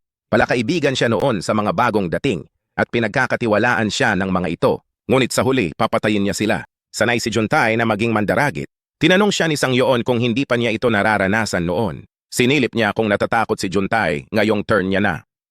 Ilang sandali pa, nabahiran ng dugo ang lupa. Pinunasan ni Sang Yoon ang kanyang espada habang sinasabi sa sarili na hindi siya dapat masanay sa mga ganoong sitwasyon. Naramdaman niyang wala siyang tsansang makakuha ng konstelasyon. Giit niyang pagtatanggol ito sa sarili. Sinulyapan niya ang mga sandata sa lupa at kinuha ang mga artifact, isang malaking kita. Sinuot ni Sang Yoon ang kanyang Amerikana, level 10 na siya ngayon. Nakakonsumo na siya ng 11 artifacts. Tumaas ang kanyang HP sa 400, MP 50, EXP 12. Ang lahat ng kanyang mga estatistika ay tumaas din. Nais niyang naiwasan niya ang sitwasyon, ngunit batay sa mga resulta, sa palagay niya ay sulit ito. Natutuwa siyang hindi tumaba sa pagkain ng artifacts. Batay sa stats, kasing lakas na siya ng mga manlalaro sa level 50. Nagkomento siya na ang kanyang rate ng paglago ay baliw. Tiningnan niya ang bulsa niya at kinuha ang isang singsing. Ito ay tinatawag na recovery ring. Gumagamit ito ng 10 mana upang linisin kaagad ang anumang mga abnormalidad sa katayuan. Kung gagamitin muli sa loob ng susunod na minuto, magdodoble ang natupok na mana. Ang malaking tao na naniningil sa kanya sa simula ay may singsing na iyon. Ito ay hindi inaasahan. Ngunit pagkatapos na pagtanto ni Sang Hyun na kung inilagay niya ang kanyang tiwala sa kanyang pagkaston, maaaring naloko siya. Alam niyang mag-iingat sa susunod. Nagsimula na ang mana synchronization ng pagbawi. Sa Dungeon number 101 Internal Access Road, tinahak ng mga duwende ang landas na iyon. Tapos may napansin ang isang duwende. Si Sang Hyun pala. Maingat na lumapit si Sang Hyun sa kanila. Ang kinakailangan upang makuha ang pamagat ng Lucky Day ay pumatay ng 500 na halimaw na nakapikit. Nataranta ang mga duwende hanggang sa may napansin ito. Nagustuhan nito ang makintab na espada. Nang makita iyon ay napalunok ito. Nagulat si Sang Hyun nang maramdaman niya ang presensya nila. Kailangan niyang maramdaman ang daloy ng hangin at makinig ng mabuti sa lahat. Alam niya na kailangan niyang mapanatili ang isang nakatutok na estado. Ang aming anak na lalaki ngayon ay mas mukhang Gojo mula sa Jujutsu Kaisen. Naririnig niya ang mga patak ng tubig na bumabagsak. Mas naramdaman niya iyon. Sinabi niya sa kanyang sarili na nakuha niya ito. Sumugod sa kanya ang duwende, ngunit sa isang laslas lang ay madali silang napatay ni Sang Hyun. Ang lugar ay pininturahan ng dugo. Nagulat si Sang Hyun na talagang masarap sa pakiramdam. May papasok na pag-atake. Naramdaman niya ito. Tinalikuran niya ito dahil nasanay na siyang makipag-away ng nakapikit. Pinigil niya ang isang palaso gamit ang kanyang kamay. Nagulat ang Archer Goblin. Sinabi ni Sang Hyun na kamakailan lamang siya ay nasa isang kakilakilabot na sitwasyon. Dahil sa pag-alala sa nakaraan, nahasa ang kanyang sentido. Hinamon niya ang mga ito na lumapit sa kanya. Isang mandurumog ng mga duwende ang sumalakay sa kanya. Madali niyang nilaslas ang mga ito. Pinutol niya ang kanilang mga ulo. Siya ay nasa isang killing frenzy hanggang sa isang goblin ang naiwan na nakatayo. Nakaramdam ng takot ang duwende na ito. Alam niyang tapos na siya. Mag-subscribe at magkomento ng goblin para sa panalo sa seksyon ng mga komento sa ibaba kung naabot mo ang bahaging ito. Tumulo ng dugo ang espada ni Sang Hyun. Nakatayo siya ngayon sa batis ng dugo. Ipinaalam sa kanya ng system na nag-level up na siya at nakuha niya ang titulong D-Rank Lucky Day. Masaya niyang tinanggal ang blindfold niya. Ang titulong Lucky Day ay nagbibigay ng 20 swerte. Tataas ito ng 0.1 kada matalo ang parehong halimaw hanggang 10. Natutuwa siya na nakuha niya ang mga titulong gusto niya. Marami pang mga duwende ang lumabas sa sulok. Naalarma sila nang makita ang estadong kinaroroonan ng karamihan sa kanilang mga kasama. Sa nakakatakot na ekspresyon, kumuha si Sang Hyun ng dagdag puntos. Level 10 pa rin siya. Ang HP niya ay 500, MP 60, EXP 223 at tumaas ng 30 ang luck stats. Ang aming anak ay nanginginig sa kaligayahan pagkatapos, kaya't siya ay tumawa ng malakas. At dahil lang sa titulo, tumaas ang luck stat niya. Sa tantiyan niya, ito ay maaaring nagkakahalaga ng 500 milyon o kahit 1 bilyon. Ngunit pagkatapos, isang pulang ilaw ang lumitaw sa kanyang likuran. Nag-iba ang ekspresyon niya nang mapagtanto niyang lumabas ang pangyayaring ito nang mas maaga kaysa sa inaasahan niya. Ipinaalam sa kanya ng system na 3 konstelasyon ang dumating para sa kanya. Nariyan ang Cleaner of a Fallen Dimension na nagtatanong kung may interes ba siyang gawing malas ang iba. Ang Pilgrim ng Grand Space ay naiintriga sa kanyang pagiging misteryoso at humihiling ng pag-uusap. At nakangiti sa kanya ang Diyosa ng Swerte habang inaabot ang kamay nito. Akala ni Sang Hyun ay mabilis. Tinanong niya ang opinyon nila sa kanyang maliit na palabas. Saka siya nilapitan ng Goddess of Beauty. Ibig sabihin Diyosa ng Swerte. It made him wonder kung masyado ba siyang naging cocky. Hindi siya sigurado dahil hindi niya ito naranasan sa kanyang nakaraang buhay. Ngunit dapat siyang maging mas kumpiyansa. Ngumiti sa kanya ang Diyosa ng Swerte at nagpahayag ng interes sa kanya. Naiintriga siya dahil hindi pa siya nakakita ng maswerteng eskrimador. Sumagot si Sang Hyun na sinabi sa kanya ng mga tao na napakaswerte niya. Deep inside, gumaan ang pakiramdam ni Sang Hyun na interesado ang mga constellation na makipagkontrata sa kanya. Nagpasya siyang maglaan ng oras at kumpirmahin ito. Pinuri siya ng Cleaner of a Fallen Dimension dahil sa kanyang nakatagong kalupitan. Ang Cleaner of a Fallen Dimension ay isang karaniwang konstelasyon para sa mga Slayer. Iniisip ni Sang Hyun kung interesado ba siya dahil napatay niya ang lahat ng mga duwende na iyon sa maikling panahon. Nagtataka ang Pilgrim ng Grand Space sa intensyon ni Sang Hyun. Hindi alam ni Sang Hyun kung bakit ito lumitaw, pero sigurado siyang ang konstelasyong ito ay para lang sa mga manlalarong may affinity maging santo. Kaya ipinalagay ni Sang Hyun na dahil ito sa Diyosa ng Swerte. Narinig niya na medyo sikat siya kahit na sa iba't ibang konstelasyon. Sa madaling salita, ang mga taong ito ay naglalambing lang sa kanya.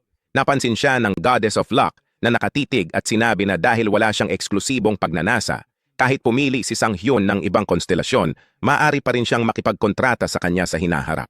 Naalala ni Sang Hyun na ito ay isang malaking merito. Naisip niya ang tungkol sa isang mamamana na tumatama sa target kahit bumaril sa walang laman na espasyo.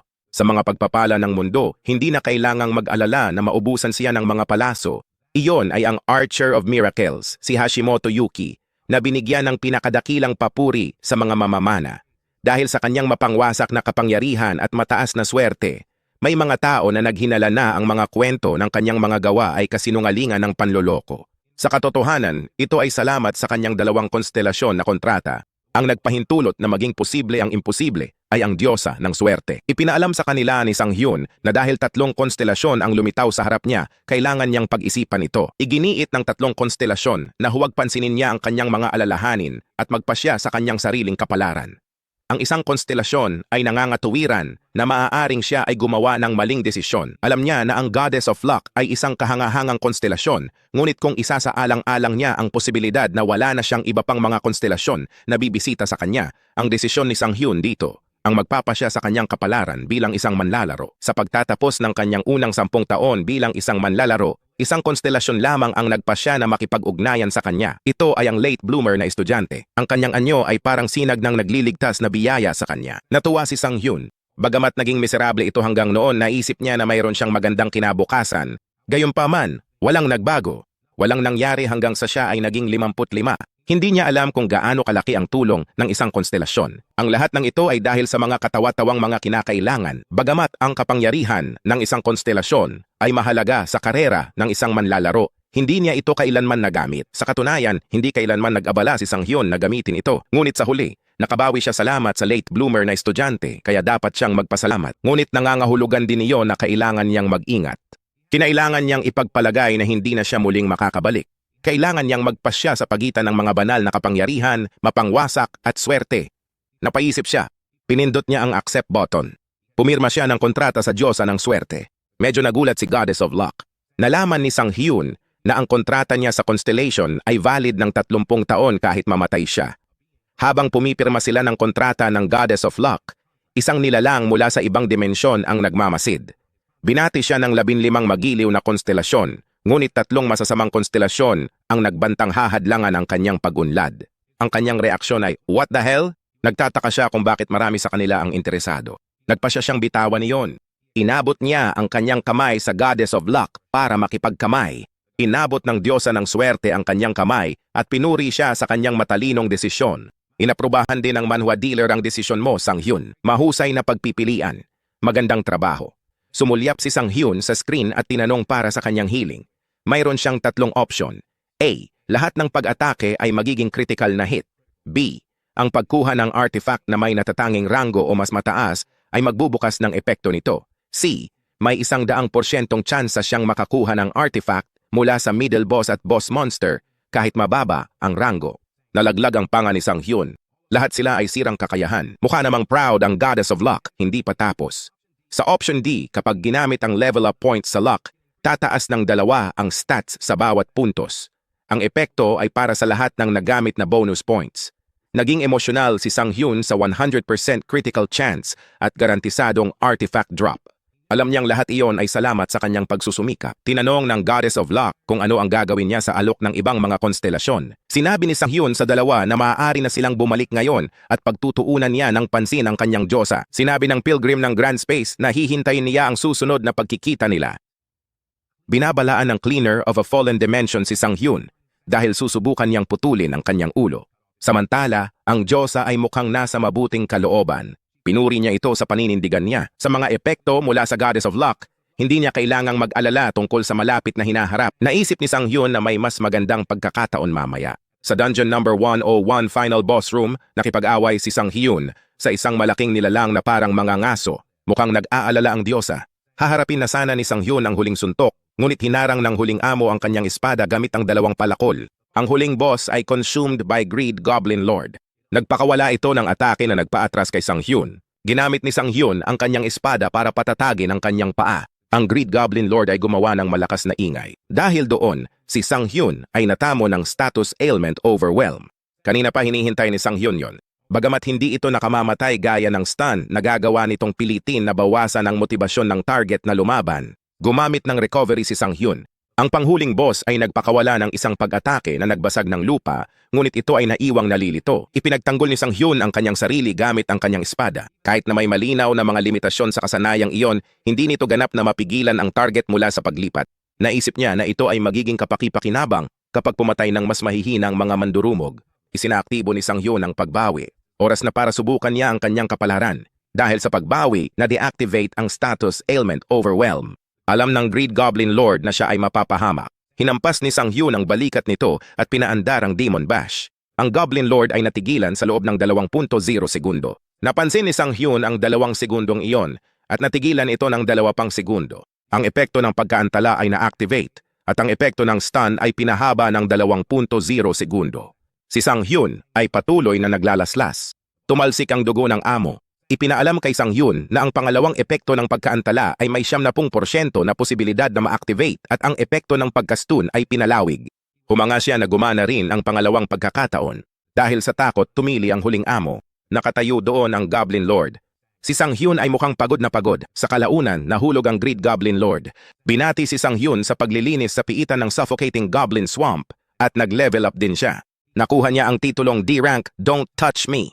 Nakahinga ng maluwag si Sang Hyun na sa wakas ay tapos na. Ang D-Rank title na Don't Touch Me ay nagbibigay ng 30 swerte, 10 pag-iwas, at pinalalakas ang isang skill na ia-apply ng system. Napaisip siya. Una, may mga masasamang tao na sumunod sa kanya at ngayon, ang piitan. Halos itinulak niya ang katawan niya ng sobra. Salamat sa Diyos, bata pa siya. Binanggit ng Goddess of Luck na tiyak na mayroon siyang magandang swerte kung magagawa niya ang lahat ng ginawa niya sa araw na iyon. Nakakatawa at nakakainis dahil naisip niyang imbes na swerte, dapat isipin ng mga tao na sanay lang siya. Sabi ng Goddess of Luck, kasanayan din ang swerte at natutuwa siyang suportahan ang mga manlalaro ng Suck Luck. Napansin ni Sang Hyun kung gaano siya kabilis magpalit ng tindig. Nagpa siya si Sang Hyun na i-level up muna ang kanyang luck stat. Humanga siya, mahigit 100 na ang luck stat niya. Ang mga stat na higit sa 100 ay nagbibigay ng 10% na karagdagang bonus sa epekto nito. Halimbawa, pinapataas ng evasion ang evasion rate at ng luck ang artifact drop rate. Kinuha niya ang kalasag ng huling amo. Ang Shield of Goodness ay silver artifact na may epektong sakripisyo na nagpapataas ng 20 depensa. Ito ay isang kalasag na naiwan ng Warrior Goblin, Goodness. Ang paggamit ng mana ay magpapalakas sa kalasag at i-convert ang pinsala bilang health. Pero mauubos ang mana sa proseso. Sabi ni Sang Hyun, isa siyang garantisadong drop salamat sa Diyosa. Napaisip siya kung ang pagtaas ng kanyang luck stat ay nagpapataas ng rank ng mga artifact na bumaba. Nagsimula na ang mana synchronization sa Shield of Goodness. Niyakap siya ng Diyosa sa tuwa. Alam niyang maaabala ito kumpara sa modelong estudyante ng late bloomer. Pagkalipas ng ilang oras, sa quest area malapit sa Jamsil Station, sinabihan siya ng isang receptionist na hindi. Sinabi ni Sang Hyun na naiintindihan siya, ngunit may sarili siyang iniisip. Sinabihan siya ng receptionist na pag-isipang muli ito. Ipinahayag niya kung gaano kalaki ang hitsura niya sa araw na iyon. Hindi nagpatinag si Sang Hyun. Sa Honam Expressway kanina, nag-alala siya sa panangga ng duwende pero natuwa na bigas at kimchi lang ang nakuha. Biglang may kakaibang tunog ang sasakyan niya, kaya nagtaka siya. Lahat ng ilaw ng babala ay lumiwanag. Naisip niya na baka kailangan niyang kumuha ng bagong sasakyan. Ang kotse ay isang bagay, ngunit kailangan din niyang lumipat sa lalong madaling panahon dahil nasa awkward na antas. Mas malamang na masangkot siya sa mas maraming krimen sa istatistika at hindi siya maaaring mabuhay sa patuloy na takot. Mas madaling manirahan sa player town na may patuloy na bantay. Para sa mga artifact, kailangan niyang bumili ng gamit para mapadali ang proseso. Dahil sa lahat ng iyon, kailangan niya ng pera. Kailangan niya ng maraming pera. At sa kasalukuyan, iisa lang ang lugar kung saan maaari siyang kumita ng ganoon kalaking pera. Ang sistema ay nilikha kasabay ng edad ng mga manlalaro. Dumating ang mga pakikipagsapalaran at ang organisasyong namamahala sa mga ito, ang samahan ng mga manlalaro. Sa sistemang kontrolado ng Players Association, desidido si Sang Hyun na magagawa niya ito. With that, pupunta siya sa quest arena. Sa kasalukuyang panahon, wala siyang pag-unlad. Pinayuhan siya ng receptionist na pumasok sa angkop na piitan at tinanong kung bakit pinipilit ang level 100 dungeon. Ngunit iginiit ni Sang Hyun na mapagkakatiwalaan siya dahil sa edad niyang 17, sayang lang sa oras ang mas mababang antas. Sinabi ng babae na may nagsabi na ng ganyan at napaiyak lang siya. Kaya nakiusap siyang pumunta sa mas mababang rehiyon dahil marami na ang namatay sa maling pagtantiya ng kakayahan. Gayunpaman, nagpasya siyang manatiling matatag. Lumapit sa kanila ang isang babae at tinanong kung ano ang issue. Sagot ng receptionist na wala lang. Siya si Kim Miso mula sa Eden Guild. Nasa level 100 na siya at A+ player. Si Kim Miso ay binansagang marksman of devastation. Siya ang unang umabot sa level 100 at naging marksman. Pero sa kabila ng galing niya, mas kilala siya bilang anak ng presidente ng Shinsong Biotechnics na si Kim Yun-chul. Si Kim Miso o Shintairi, ang shadow assassin at pinakadakilang assassin player ng bansa. At si Cho Jin-ho, isa sa pinakadakilang swordsman, ay miyembro ng iisang guild. At ang guild na iyon ay Eden. Si Miso ay anak ng mayoryang shareholder na korporasyon ng Eden Guild. Sa madaling salita, ipinanganak siya na may pinakadakilang kutsarang brilyante sa kasaysayan ng manlalaro. Sinabi niya kay Sang Hyun na hindi pa niya ito nakita. Sinabi niya sa kanya na pinapanood siya nito. Nagtanong siya kung interesado ba siyang magsimula ng level 100 quest. Inamin ni Sang Hyun na kailangan niya ang pera. Napansin ng ibang players na kinausap muna ni Miso si Sang Hyun. Inisip nila ng masama si Sang Hyun. Sinabihan sila ng isang manlalaro na iwan siya dahil newbie pa lang siya. Narinig ni Sang Hyun ang chismis ng mga bastos na ito. Sinabi sa kanya ni Miso na ang lugar ay magiging hamon para sa kanya. Sumagot si Sang Hyun na alam niya iyon. Then he concluded that it's because of high risk, high return. Hindi ganoon ang ginawa ni Sang Hyun dahil galit siya sa kanya. Kahit na tinanggihan siya ng hilingin niyang sumali sa kanyang partido bago siya bumalik. Kinumbinsin niya ang kanyang sarili na hindi siya nagtatanim ng sama ng loob. Tinanong siya ni Miso kung alam ba niyang hindi siya makakapagpatuloy sa quest dahil hindi pinapayagan ang mga solo player. Doon napagtanto ni Sang Hyun na ang solo player quest ban ay tatanggalin lamang 4 na taon mula noon. Minaliit niya ito sa pagsasabing mali yata ang nabasa niya sa announcement. Pagkatapos ay nagsimula na siyang maglakad palayo. May mungkahi si Miso. Niyaya niya itong sumama sa kanya. Nakaramdam ng inggit ang mga bastos na nakatingin sa kanila. Naging maingat si Sang Hyun. Iniisip niya kung ano ang pinaplano nito. Nagtanong siya tungkol sa mga kondisyon. Sumagot si Miso na tumutulong lang siya sa kapwa manlalaro. Sumagot si Sang Hyun na nahihirapan siyang magtiwala sa mga tao. Iginiit ni Miso na wala siyang kondisyon. Sa halip na isang kondisyon, gusto niyang mangako siya na kapag nabigo siya nito, babayaran niya ito. Gayunpaman kung maibabalik niya ang kanyang mga salita, hihingi siya ng paumanhin para sa kanyang mga aksyon.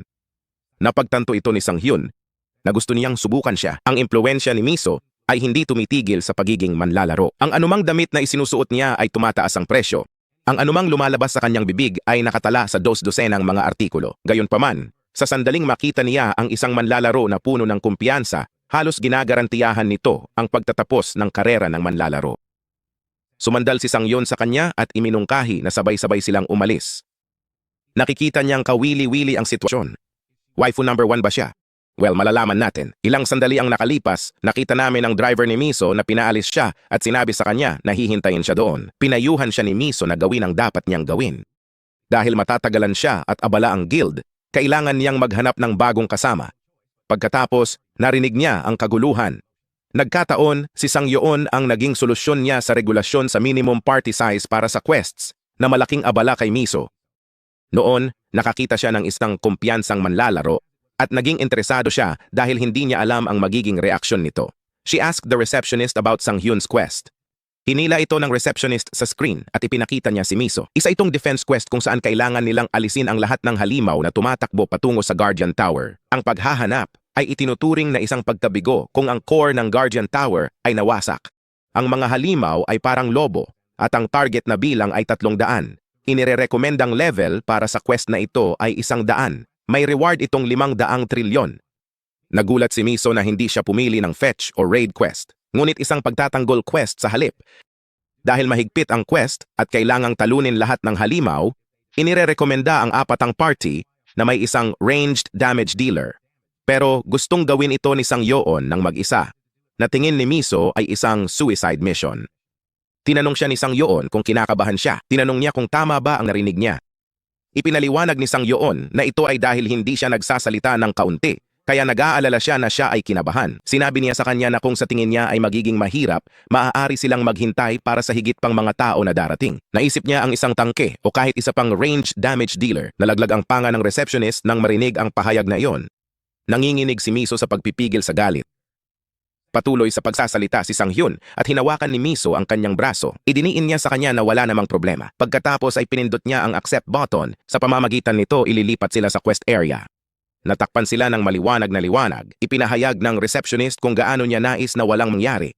More like, walang mas magandang mangyayari. Nagpatuloy ang chismis ng mga bastos kung magtatagumpay sila. Hindi sila makapaniwala na ang isang level 17 na newbie ay na-clear ang isang level 100 na piitan.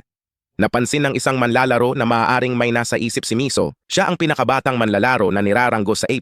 Alam nilang hindi siya tanga. Pagkatapos ay pinag-usapan nila ang bagong sistema ng pagraranggo na nilikha ng Players Association.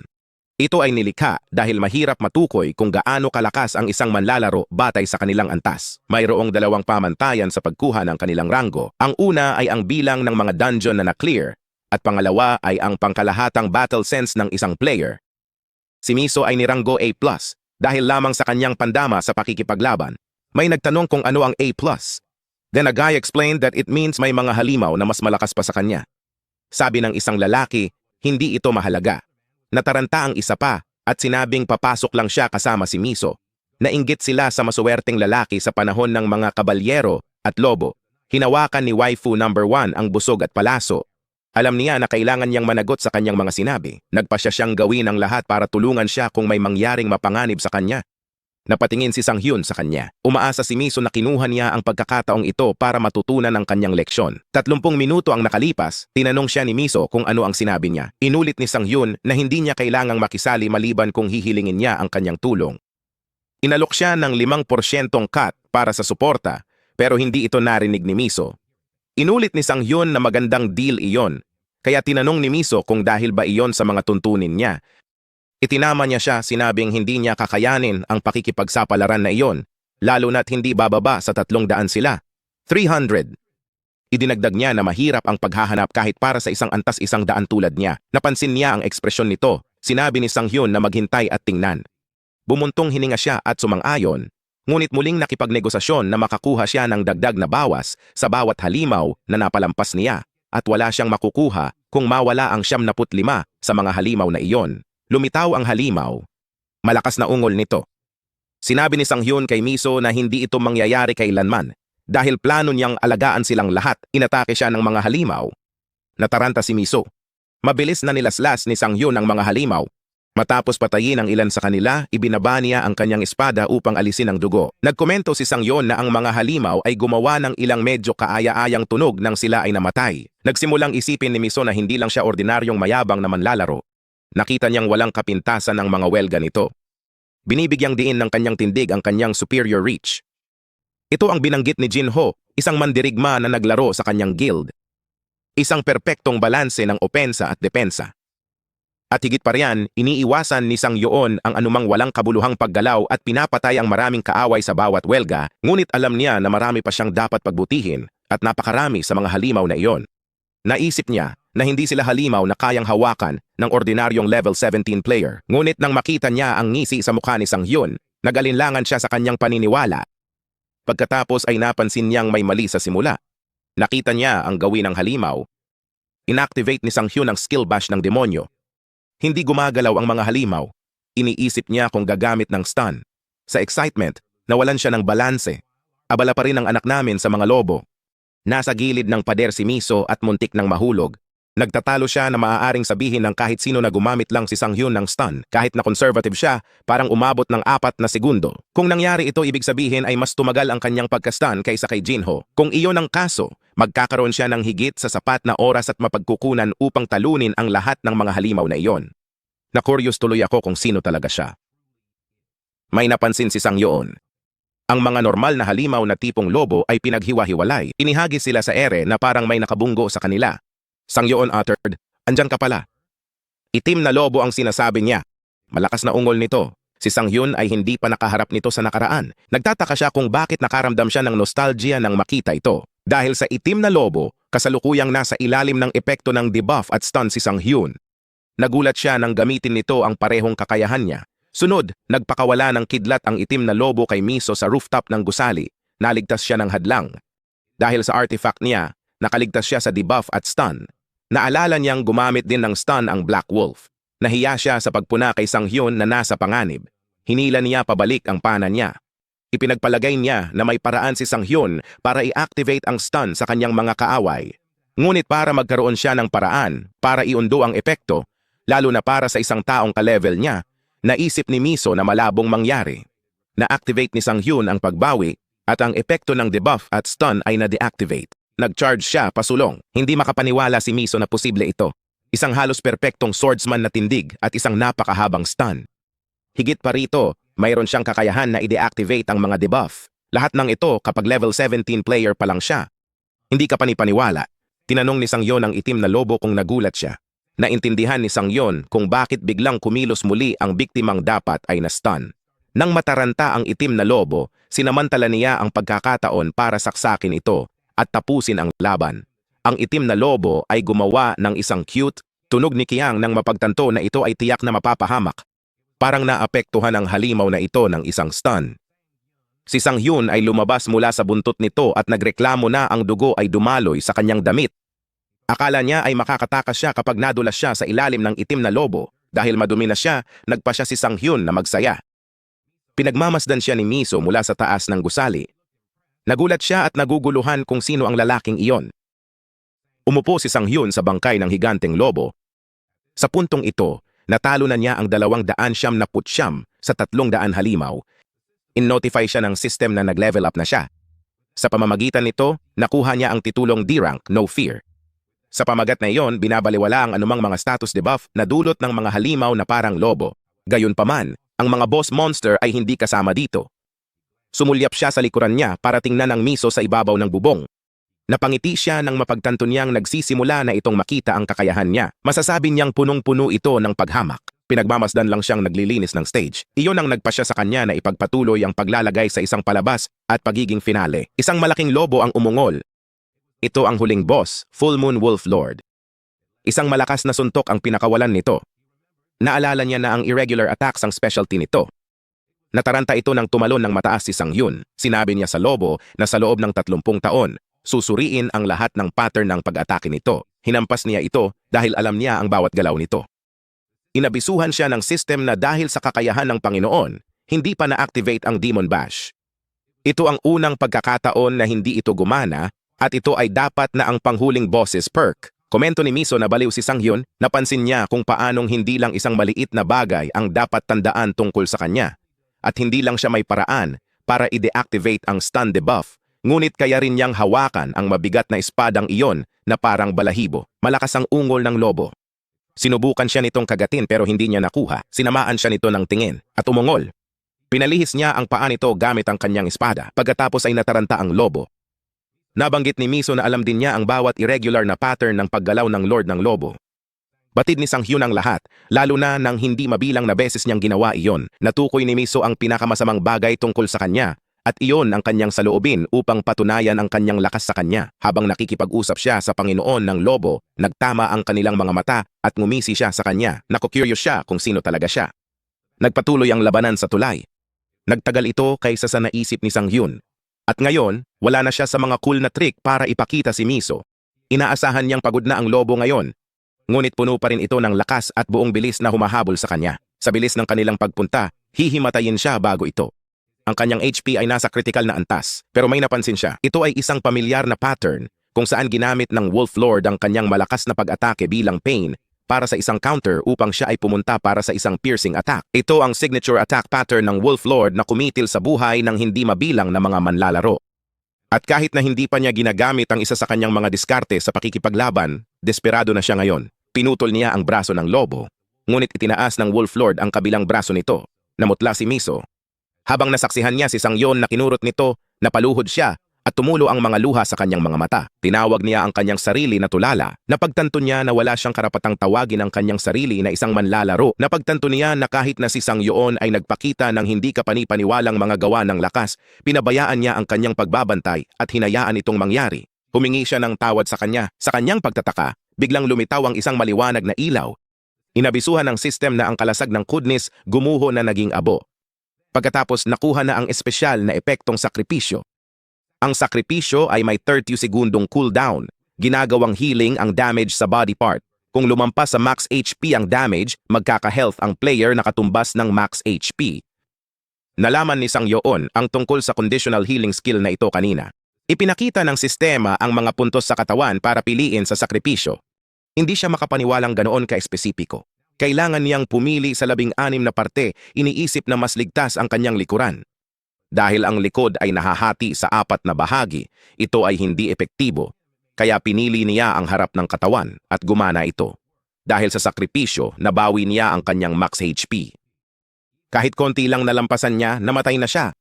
Ngunit ito ay kapuspalad para sa Wolf Lord. Dahil doon, sabay na inalagaan ang mga alalahanin ni Sang Yoon. Na-activate na ang Demon Bash Level 1.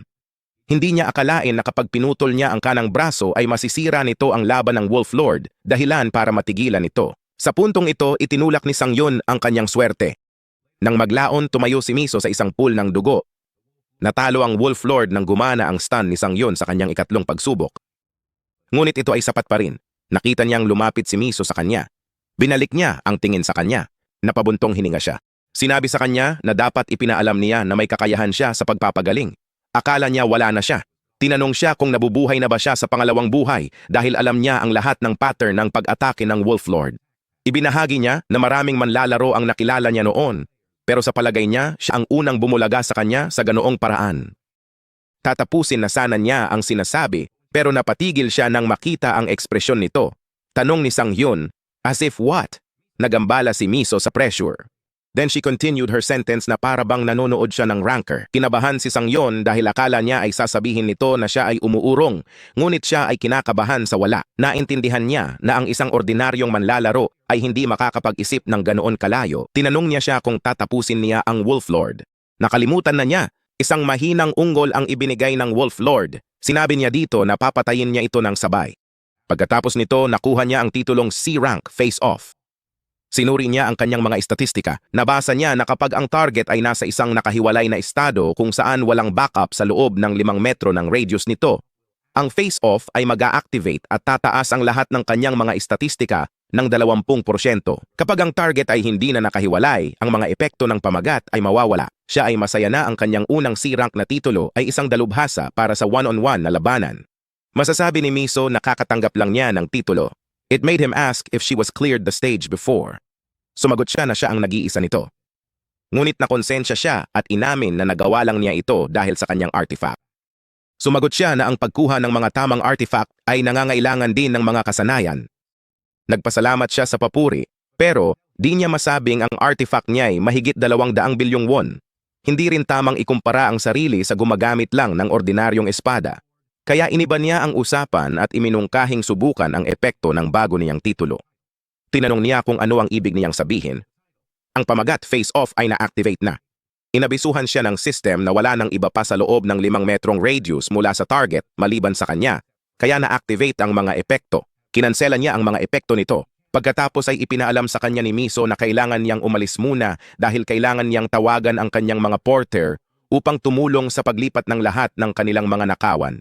Dahil ang loot drop at monster parts ay bahagi ng quest rewards, ang pagtawag sa porter ay ang susunod na lohikal na hakbang. Maganda ang impression niya sa kanya dahil ginawa niya lahat ng trabaho. Sinabi ni Miso na bibigyan siya ng 5% bawas sa quest reward na hindi niya inaasahan at para sa kanya ay unfair. Sumagot siya na ayos lang kaya dapat niyang tanggapin ang alok niya. Lalo na kapag naniniwala siya na maraming pagkakataon na magkatrabaho silang muli. Hinimok niya siya na isipin ito bilang isang pamumuhunan. Napagtanto niya kung gaano ito katuso at hindi niya talaga mailagay ang kanyang bantay sa paligid nito ngayong nag-iisa na siya. Oras na para suriin niya ang kanyang pinakahihintay na gantimpala. Isa itong Blue Moonstone, isang platinum artifact. Mayroon itong espesyal na epekto na tinatawag na Age of Dogs and Wolves at nagbibigay ng plus 100 health, plus 100 mana, plus 50 luck. Isa itong mahalagang bato na puno ng mga paniniwala ng Silver Wolf Clan na sumasamba sa Blue Moon. Napakasaya niya. Ipinagdiwang niya sa wakas ang pagkakaroon ng isang platinum rank na artifact. Ang isang platinum artifact ay madaling kukuha ng higit sa 1 bilyong won at kasama nito makakabili siya ng apartment sa Seoul. Tinanong ng Goddess of Luck kung naniniwala na ba siya sa kanya ngayon pagkatapos maramdaman ang sensasyong manalo sa buhay. Tinanong niya kung bakit ito magpapasalamat sa kanya gayong ang swerte niya naman ang nagdala sa kanya doon. Yung may punit na labe, nagtaas ng pagtutol tungkol sa swerte ng Diyosa. Ang sistema ng manlalaro ay iminungkahi na palayasin ang Diyosa ng Swerte. Hiniling ng Diyosa ng Swerte ang mga konstelasyon na konektado sa player system na bumoto sa bagay na ito. Nagsimula na ang boto para itaboy ang may labi. Sa kalaunan, nagkaroon sila ng unanimous na desisyon na ang may labi na napunit ay hindi na maaaring gumana bilang isang konstelasyon. Iniisip ni Sang Hyun kung ayos lang iyon. Kung babalikan ang kanyang negosyo, inaasahan niyang makukuha niya ang 40% ng Platinum Artifact. At ang espesyal na epekto nito na tinatawag na Age of Dogs and Wolves ay walang cooldown. Habang nakataas ang buwan sa loob ng piitan, tataas ng 5 beses ang rate ng pagbawi at pagbabagong buhay ng gumagamit. Gayon din, hindi alintana kung ang buwan ay gising o hindi, anumang aso o mga halimaw na nauugnay sa lobo ay permanenteng masindak kapag nahaharap sa gumagamit na may hawak ng Blue Moon. Sa madaling salita, siya ay karaniwang hindi magagapi laban sa mga asong iyon sa ilalim ng kabilugan ng buwan. Nagsimula na ang monosynchronization sa Blue Moon sa Quest Area Lobby. Dumaan siya sa portal. Nagulat siya nang lumabas siya. Ang mga manlalaro ay naghihintay sa kanya. Hindi sila makapaniwala na nilisan niya ang level 100 dungeon ng mag-isa, pero naniwala sila dahil nagtiwala sila kay Miso. Sinabi niya sa receptionist na kung siya ang nasa lugar nito, hindi rin niya papayagan ng isang level 17 player na subukan ng quest. Kinilala niya ang pagsisikap ng lahat. Iminungkahi ni Miso na maging pamilyar siya kay Sang Hyun dahil baka maging regular siya doon. Muntik nang makalimutan ni Sang Hyun ang receptionist. Alam niyang mahirap ito para sa kanya, kaya masama ang loob niya rito. Ilang lalaki ang sumugod sa kanya para ibigay ang kanilang calling card sa kanya at i-recruit siya. Isa sa kanila ay si Moon Ju-han, ang recruitment team leader ng Guardian Guild. Nakipagkumpetensya sa kanya ang ibang mga lalaki. Hinarang sila ni Miso at sinabi sa kanila na mayroon siyang mahalagang pag-uusapan sa kanya. Naisip nila na ang Eden Guild ay nagre-recruit din ng Sang Hyun. Binigyan niya ng non-verbal cue si Sang Hyun na naging dahilan para sumang-ayon siya. Alam niyang nailabas siya nito sa gulo, pero mukhang may binabalak ito. Pagkatapos ng eksenang iyon, isang sasakyan ang umandar palayo. Nasa loob ng sasakyan na iyon si Sang Hyun. Nakita niya sa kanyang bank account ang isang 500 million won. Natuwa siya dito. Ipinahayag niya na hindi niya akalain na mababayaran siya ng ganoon kadali. Sumagot si Miso na lahat ito ay salamat sa kanilang A-rank porters. Ngunit may papel din ang kanyang impluensya. Nagpasalamat siya sa lahat. Tinawag ni Miso ang kanyang driver. Lumipat sa secret mode ang sasakyan. Inaasahan ni Sang Hyun na laging may nakatagong intensyon sa likod ng mga gawa ng kabaitan. Nagnenegosyo si Miso. Inimbitahan niya siya sa Eden Guild. Natigilan siya sa pagiging prangka niya. Nagtitiwala siya sa kanyang guild, lalo na noong tinawag itong paraiso ng ibang mga manlalaro. Tiwala siya na hindi niya ito pagsisisihan. Inasahan ni Sang Hyun ang sitwasyong ito. Bago siya bumalik, siya ay isang regular na miyembro lamang ng isang small-time guild. Noon ang pakiramdam ng pagiging kabilang ang nagbigay sa kanya ng kaaliwan. Ito ay isang maliit na guild na kumuha ng isang walang talentong manlalaro na tulad niya na walang mapupuntahan. Mainit at maganda ang pakiramdam niya doon hanggang sa nangyari ang insidente kung saan napatay silang lahat.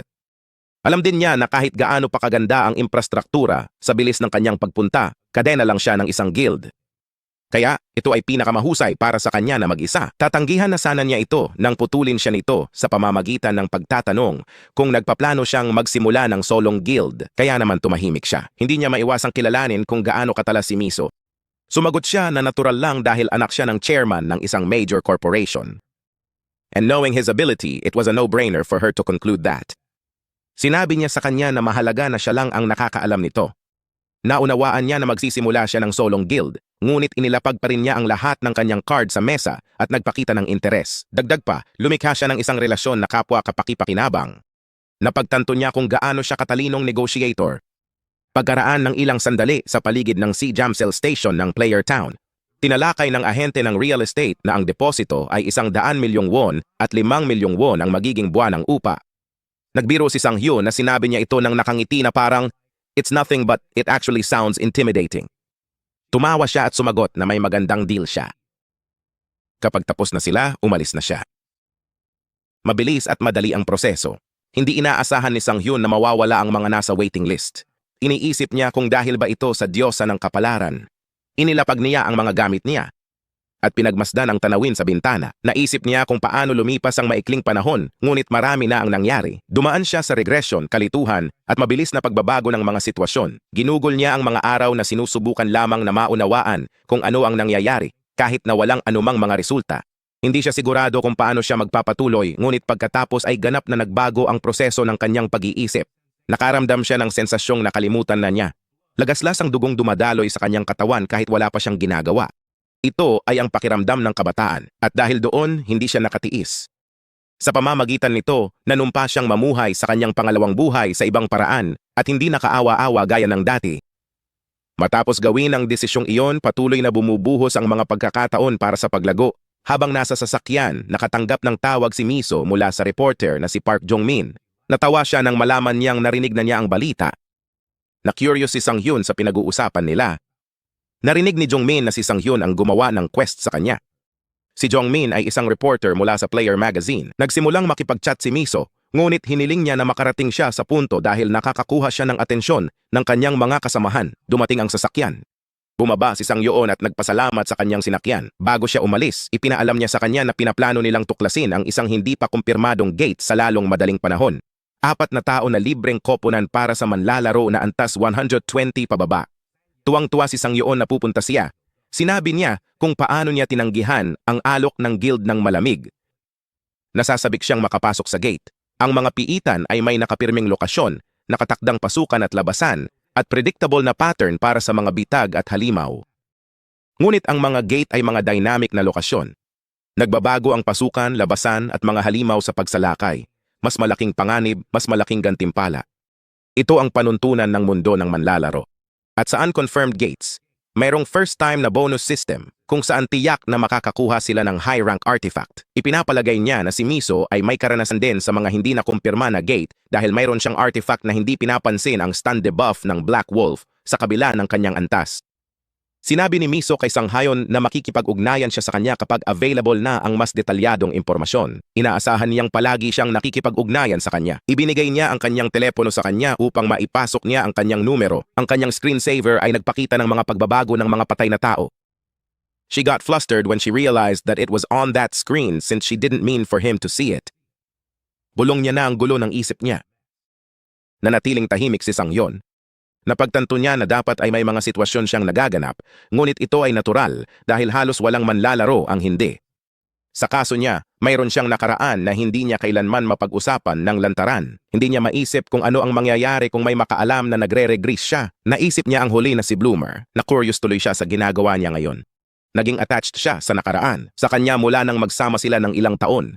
Nais niyang makita siya muli. Samantala sa Eden Guild VIP room, nakaupo si Miso habang kinakalikot ang kanyang telepono. Nagsalita ang lalaki sa kanyang tapat na sana ay magkape sila, ngunit busy lang siya sa kanyang telepono. Tinanong niya kung naghihintay siya ng isang tao na makipag-ugnayan sa kanya. Sumagot siya na nagme-message siya kay Sang-hyun dahil sabay silang naghahanda na pumasok sa isang gate. Tinukso siya ng lalaki na talagang gusto siya nito. Sumigaw siya na hindi ganoon. Kilala ng lalaki si Sang-hyun bilang ang taong kayang magpanatili ng stun nang mas matagal kaysa sa kanya. At ang taong malamig na tinanggihan ang kanyang alok. Iminungkahi ni Miso na dapat niyang simulan ang pag-aalala tungkol sa kanyang sarili. Nagtanong ang lalaki kung bakit. Sumagot si Miso na medyo kahanga-hanga ang swordsmanship ni Sang-hyun. Inakala niyang mas magaling ito sa kanya, kaya tinawanan siya nito at sinabing labis ang paghahambing sa kanya. Ang taong ito ay si Jo Jinho, isang level 700 rank S player ng Eden Guild. Sa Jamsil Training Ground 4-3, nakatanggap si Sang-hyun ng tawag mula sa Miso. Nais niyang pag-usapan ang tungkol sa kamakailang hitsura ng gate. Hindi niya inaasahan na may update na pala. Sinabi niya sa kanya na nakatanggap siya ng balita na mayroong isang hindi pa nakumpirma na gate malapit sa Chuni Station sa Line 7, mga 500 metro sa hilagang kanluran nito. Tila ang lahat ng mga rehiyon sa gitnang checkpoint ay naimbestigahan, kaya nagpadala siya ng impormasyon tungkol sa mga intersection. Sinabi niya sa kanya na maghintay habang tinitingnan niya ito. Binuksan niya ang phone niya. Narito ang mga detalye sa mid-boss ng gate, ang Hellhound na si Cerberus. Ang raid level nito ay 100, mayroon itong 3 ulo at bumubuga ng init. Natuwa siya nang may lumitaw na aso pagkatapos niyang makuha ang kanyang mga kasanayan. Di niya inasahan na masusubukan agad ang kanyang kakayahan. Ang kasanayan ng kabalyero at mga lobo ay passive skill na walang cooldown. Habang may buwan sa piitan, ang health, recovery at regeneration speed ng user ay tataas ng 5 beses. Hindi alintana kung ang buwan ay gising o hindi, anumang aso o lobo na halimaw ay masindak kapag naharap sa gumagamit na may asul na moonstone. Kapag ang buwan ay up, lahat ng aso at lobo tulad ng halimaw ay hindi makakaatake sa gumagamit. Nagpasalamat si Sang Yun kay Miso sa mga detalye at sinabi na tatawagan siya agad. Tinukso siya ng lalaking kaharap niya dahil sa ganoong pag-arte kahit doon siya tinawag. Humingi ng tawad si Sang Hyun sa lalaking ito na tinawag niyang kapitan. Tumawa ang lalaki at inamin na nagbibiro lang siya. Sinabi ng lalaki na dapat ay alam niya na magiging ganoon siya dahil itinuturing siyang isang celebrity ngayon. Sinabi niya kay Daekyung na hindi siya celebrity at malayo pa ang kanyang pupuntahan. Masasabi ni Daekyung na hindi siya nakatanggap ng tawag. Naguguluhan siya sa sinasabi niya. Ipinakita sa kanya ni Daekyung ang kanyang phone at ipinakita nito na si Sang Hyun ay nasa unang pahina ng magazine ng Player. Laking gulat niya. Natawa si Daekyung sa reaksyon niya at hinikayat siyang kunin ang phone niya. Inaasahan niyang dadagsa na ito ng mga tawag. Patuloy na nagriring ang phone ni Sang Hyun. Ayaw niyang nasa unang pahina ng balita. Naiinis siya na ginawa nila iyon nang hindi nagpapaalam. Tinukso siya ni Daekyung na lahat ay nakikipag-ugnayan na sa kanya, na nagpapahiwatig na siya ay sikat. Sumagot siya na hindi. Itinabi niya ang kanyang telepono at nagpa siyang magnegosyo. Binigyan siya ni Daekyung ng bag simula nung nabanggit niya yon dati. Malugod niyang tinanggap iyon at nagpasalamat. Sumagot naman si Daekyung na hindi na kailangang magpasalamat dahil hindi naman daw niya ito binigay ng libre. Ito ay ilan sa kanyang mga lumang artifact. Na-curious si Daekyung kung ano ang kailangan niya kung makakabili lang siya ng bago. Malabo ang reply niya, parang gusto lang niyang humanga sa history o ipagpatuloy ang legacy ni Daekyung. Siyempre, hindi binibili ni Daekyung. Ipinagtanggol niya na ito ay isang pamahiin na pinaniniwalaan niya. Pero deep inside, ito ay dahil ang mga artifact na matagal nang hindi ginagamit ay may mas mahusay na rate ng pagsipsip. Habang nag-uusap sila ay may lumapit sa kanila na babae at humingi ng paumanhin na late siya. Ipinaalam niya sa kanila na nahihirapan siyang maghanap ng paradahan. Pagkatapos, inanyayahan niya sila na simula ng pagtatasa. Tinanong ni Sang Hyun kung sino siya. Sumagot si Daekyung na siya ang appraiser na tutulong sa kanila sa kanilang deal. Dinala niya siya para masigurado na pareho silang makakakuha ng patas na pakikitungo. Inilatag nila ang mga artifact. Ginamit niya ang kanyang kapangyarihan dito na nagpakinang ng maliwanag sa mga bagay na iyon. Sa kalaunan siya ay naabisuhan na ang artifact appraisal ay nakumpleto na. Huminga siya ng malalim. Pagkatapos ay pinayuhan niya sila na mayroon silang isang patas na pakikitungo at maaari nilang ituloy ito. Hinugot ni Daekyung ang kanyang espada bago nila silyuhan ang deal at tinanong si Sang Hyun kung maaari niyang tingnan ang kanyang kakayahan sa espada. Magalang na tumanggi si Sang Hyun dahil hindi siya naniniwala na sapat siya para bigyan siya ng payo. Sinabihan siya ni Daekyung na ibagsak ang pagpapakumbaba. He told him that after everything that they have went through, he's not stupid enough to not notice that he is above him. Idinagdag niya na hindi siya sapat na mayabang upang kumuha ng payo o dalawa mula sa iba. Maasim ang mukha ni Sang Hyun dahil ayaw niyang madamay sa mga ganyan. Pero nakita niya ang ekspresyon niya at inamin niyang nilunok niya ang pride niya. Kaya alam niyang bastos ang hindi pagpansin sa isang taong gusto lang gawin ang kanilang makakaya. Kaya pumayag siya at sinabihan siyang ibigay ang lahat ng nakuha niya. Agad na nag-assume ng combat stance si Daekyung. Pagkatapos ay sinabi niya sa appraiser na tumayo sa likuran niya. Ibinigay ni Daekyung ang lahat sa pagpapakita ng kanyang mga galaw. Si Sang Hyun ay humanga na siya ay lumakas mula noong huli niyang piitan. Masasabi niyang nagsasanay na siya mula noon, ngunit pinanood niya itong isword. Tapos tinawagan siya. Naisip ni Daekyung na hinihiling niya na huminto siya kapag marami pa siyang dapat ipakita. Tinanong siya ni Sang Hyun kung may mali sa kanyang kaliwang braso. Tinanong niya kung paano niya nalaman. Napansin ni Sang Hyun na sa tuwing ibinaba niya ang kanyang kanang kamay, napakabilis niyang ibinuka ang kanyang kaliwang balikat. Masasabi niyang labis siyang nag-iingat dito, nagpout si Daekyung. Inamin niyang tama siya at may trauma siya sa pagdepensa ng kaliwang bahagi niya. Karamihan daw ng pinsala niya ay galing sa training at pati mga pilat sa piitan ay nasa panig na iyon. Alam niya iyon pero hindi niya maayos. Sinabi sa kanya ni Sang Hyun na kaya niya. Sinabi niyang mas madaling lampasan ang trauma. Pinayuhan siyang yakapin ng lakas at huwag itago ang kahinaan tulad ng paghawak sa espada at paghinga. Mahirap man sa una, makakatulong ito sa huli. Tinuruan din siyang idiin ang blade gamit ang isang daliri. Sabi ni Daekyung na mukhang hindi madali. Daekyung groaned at nagreklamo na masakit. Sumagot si Sang Hyun na kailangan niyang kumapit ng kaunti. Namula ang appraiser sa kanilang interaksyon. Patuloy niyang na-misinterpret ang pag-uusap at lalo siyang namumula. Iniisip niya kung ano ang mali sa kanila. And with the position of those two and the conversation they're having, it's easy for her to think na may ginagawa silang intimate, Hindi siya makapaniwala sa kanyang mga mata. Pag-uwi niya, ang kasaysayan ng paghahanap niya ay tungkol sa pag-ibig ng mga lalaki. Pagkatapos, nagmamaneho ang clueless na MC habang humuhuni. Masaya siya dahil sa deal kahit gumastos ng mahigit 400 milyong won. Alam niyang mas malaki ang kikitain niya kaysa sa ginastos.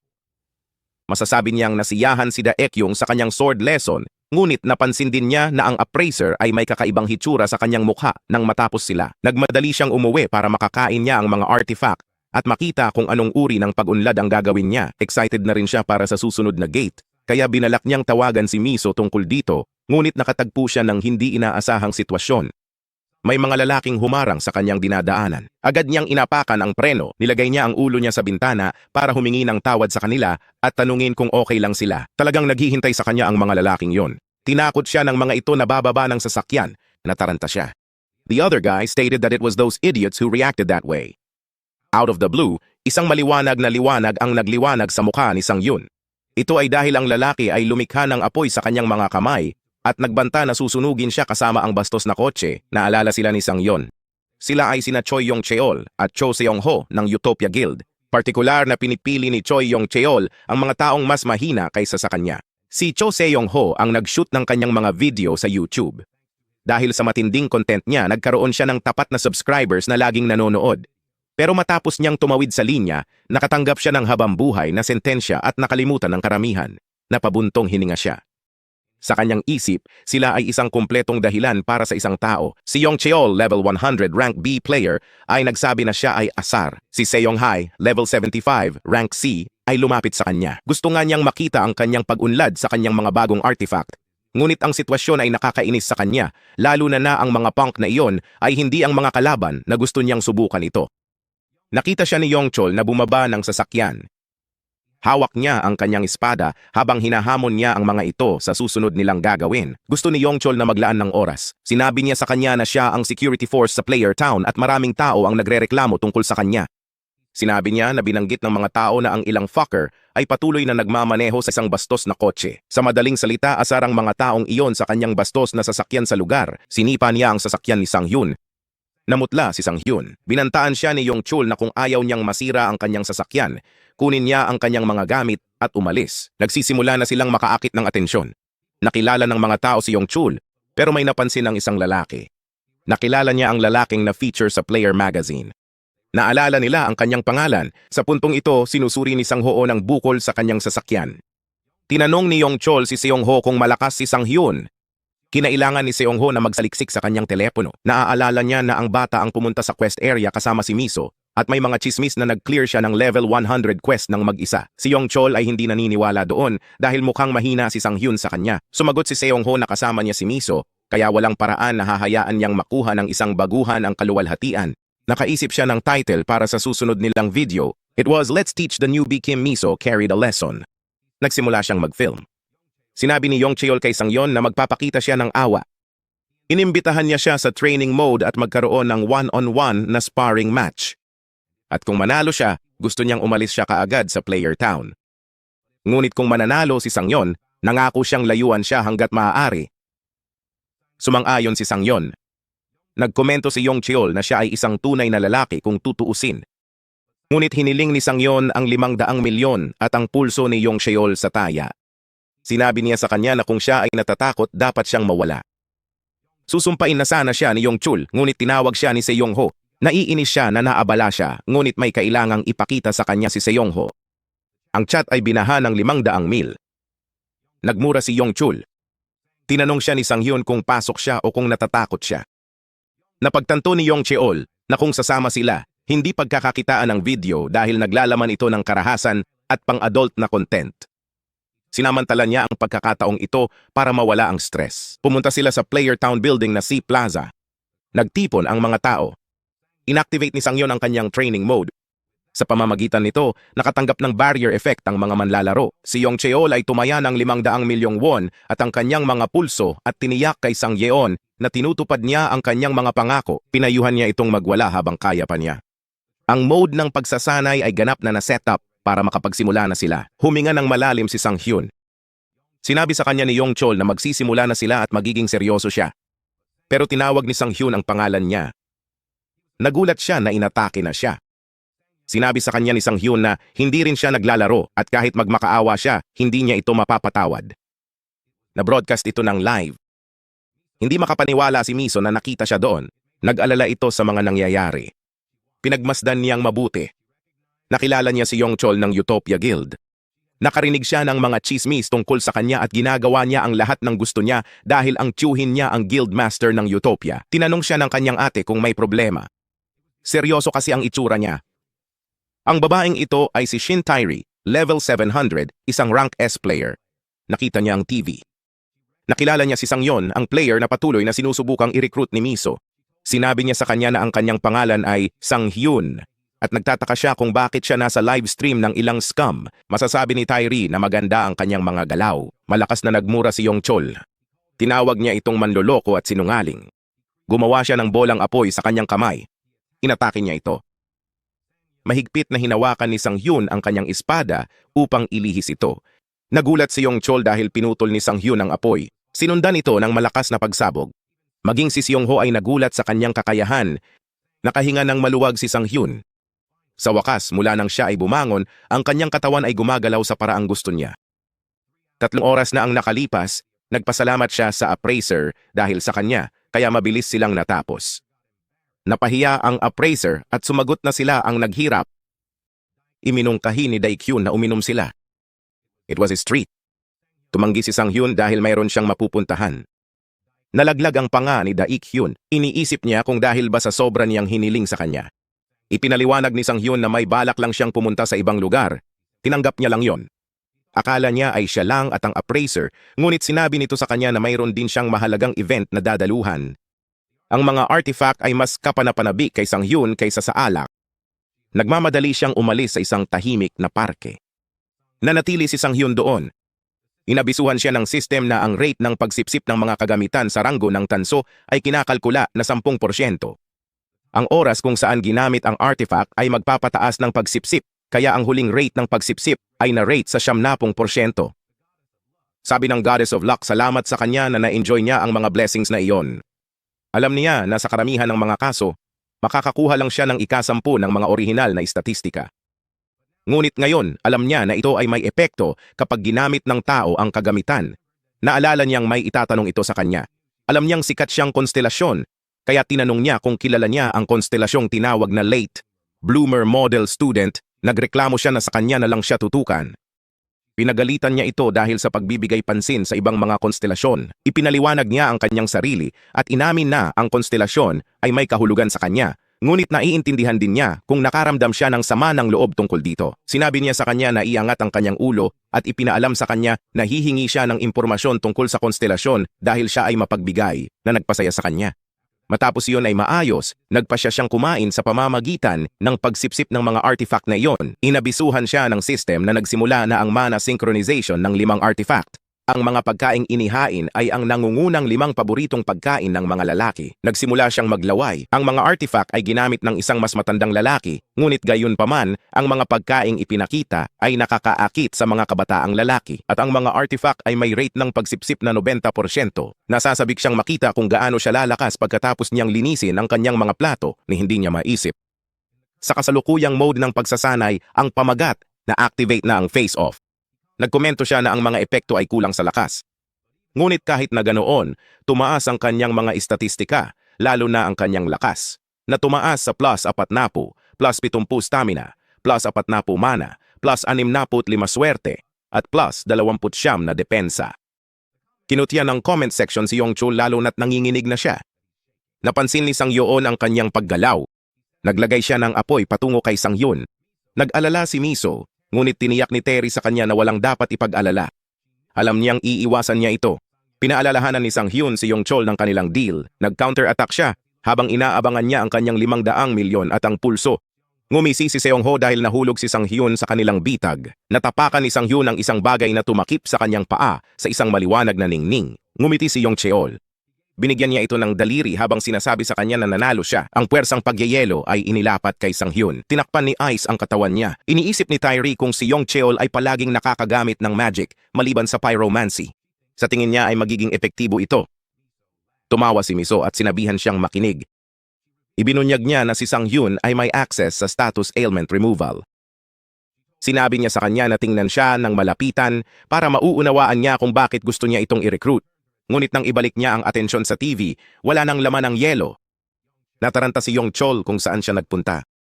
Alam niyang activated na ang kanyang skill, ngunit maliban na lang kung si Sang Hyun ay may status ailment removal skill, imposible para sa kanya na makatakas. It made him question if the bastard is a newbie. Natigilan siya nang tumalon si Sang Hyun sa kanyang likod at sinaksak siya, kahit na nagulat si Sang Hyun. Isang harang ang nabuo sa balikat ni Yong Chol, kaya nasabi niyang maswerte siya dahil nailigtas siya ng training mode. Ang mode ng pagsasanay ay nagpagaan ng anumang nakamamatay na halaga ng pinsala. Nag-alala si Seyong-ho para sa kaibigan. Naging wild ang comment section. Sinabi ng isa sa kanila na iba ang hitsura ni Sang Hyun kaysa kanina. Nakuha nito ang atensyon ni Seyong-ho. Masasabi niyang iba ang aura ni Sang Hyun kumpara noon. Nakuryos ito sa ginawa niya. Sinabi ni Tyree na ito ay isang uri ng kasanayan sa paggising. Nagtanong pa si Miso tungkol dito. Sumagot siya na ito ay alinman sa transcendence o ang psychedelic na kasanayan. Pero nang makita niyang may itim itong mga mata, nahulaan niya na mas malapit ito sa psychedelic. Alam niya na ang psychedelic ay nagdudulot ng matinding pagkahapo kapag ang tao ay nakatanggap ng pinsala.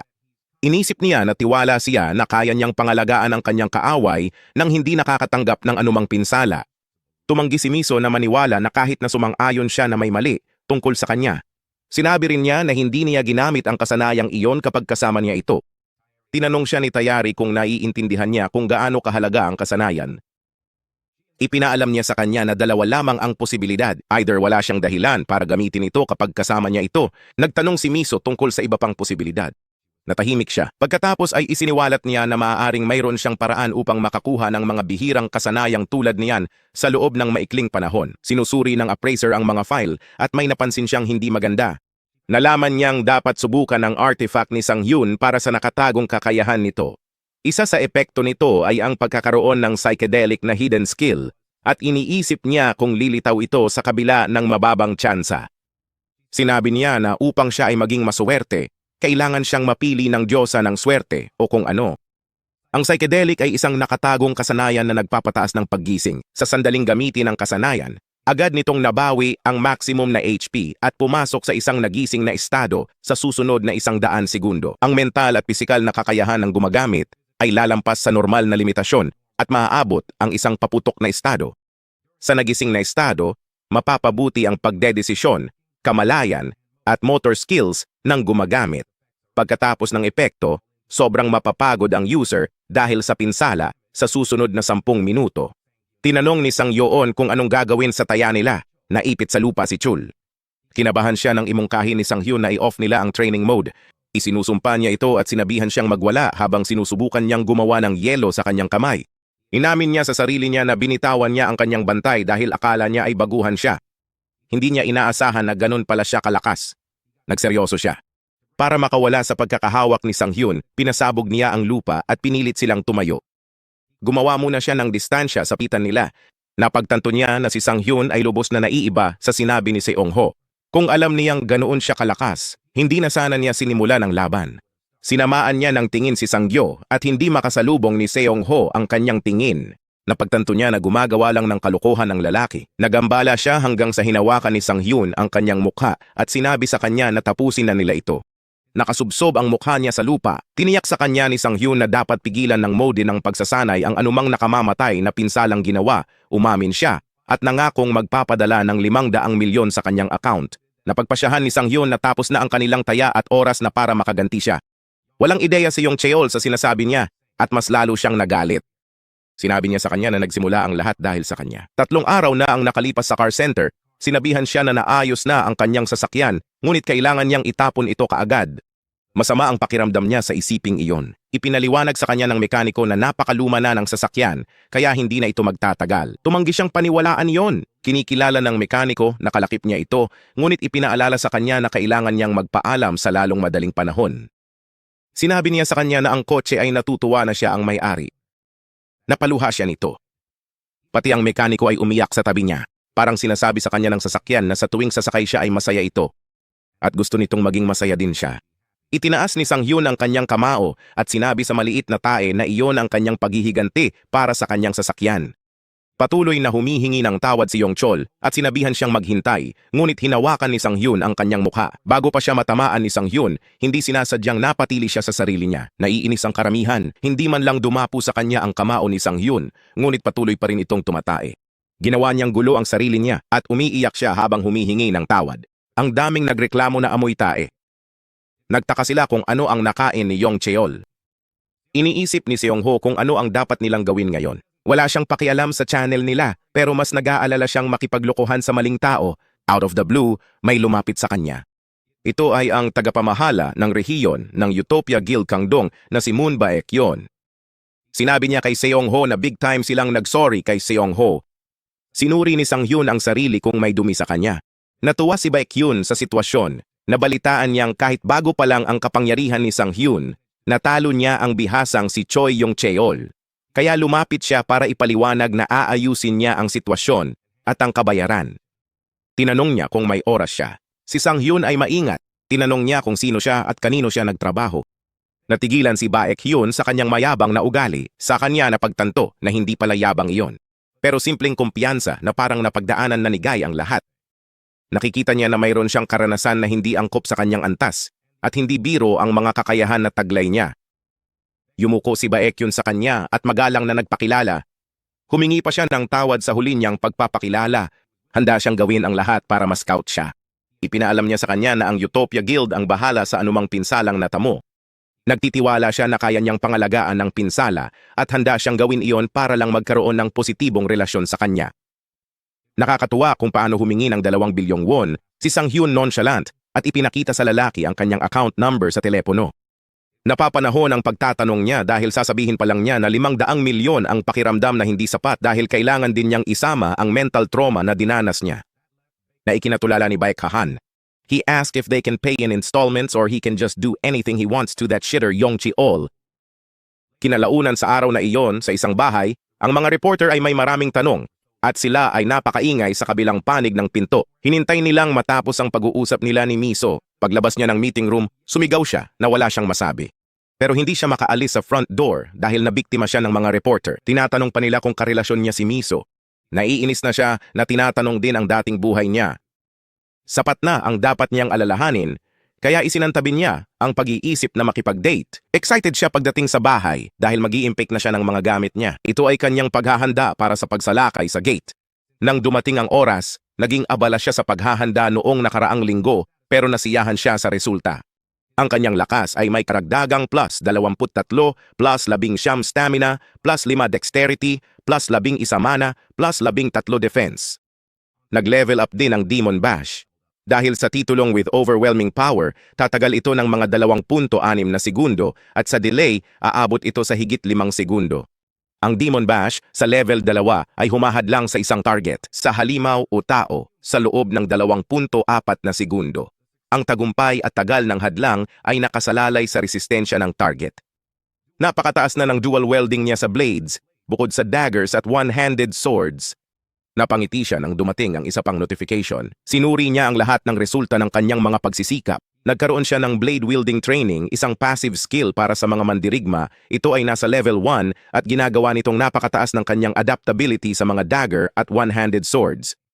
Sumunod ay full charging, isang active movement skill. Tinutulungan siya nitong mag-concentrate ng malaking halaga ng enerhiya at ilabas ang lahat ng ito ng sabay-sabay na nagcha-charge sa isang target sa harap niya. Ang pinsalang ginawa at ang distansya ng pagsingil ay tataas ng husto sa oras ng pagsingil.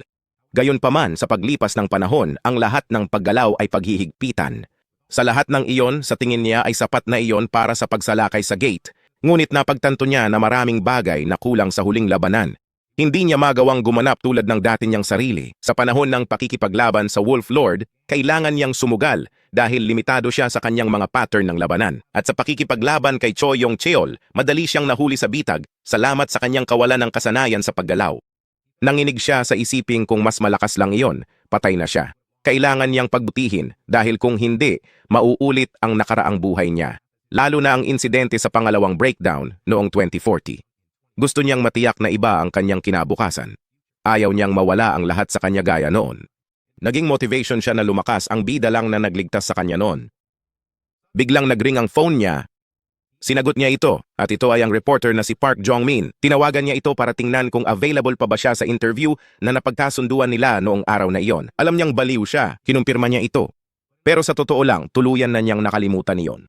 7 p.m. ang gate raid at 2 p.m. ang interview at 1:45 na sa phone niya. Ang mga reporter na nagkampo sa labas ng kanyang tahanan ay natuwa nang makita siyang lumabas. Ngunit kinabahan sila nang maramdaman nila ang nagbabantang enerhiya. Sinigawan niya ang mga ito na umiwas sa daan. Na-activate na ang kanyang psychedelic skills. Ang kanyang pisikal na katawan ay pinahusay at ang kanyang bilis ay tumaas ng husto. Tiningnan ni Jong-min ang oras sa phone niya. May pumasok at automatikong tinanggap ng staff ang taong ito. Si Sang Hyun yon. Tawag sa kanya ni Jong-min. Umorder na siya ng kape kaya masaya niya itong niyaya na maupo. Pero napansin niyang may mali. Mukha siyang haggard at hingal na hingal. Tinanong ni Jong-min kung nasa piitan siya. Sagot niya, hindi naman. Sa kaibuturan niya, naramdaman niyang mas mahirap ang pagpunta doon kaysa sa piitan.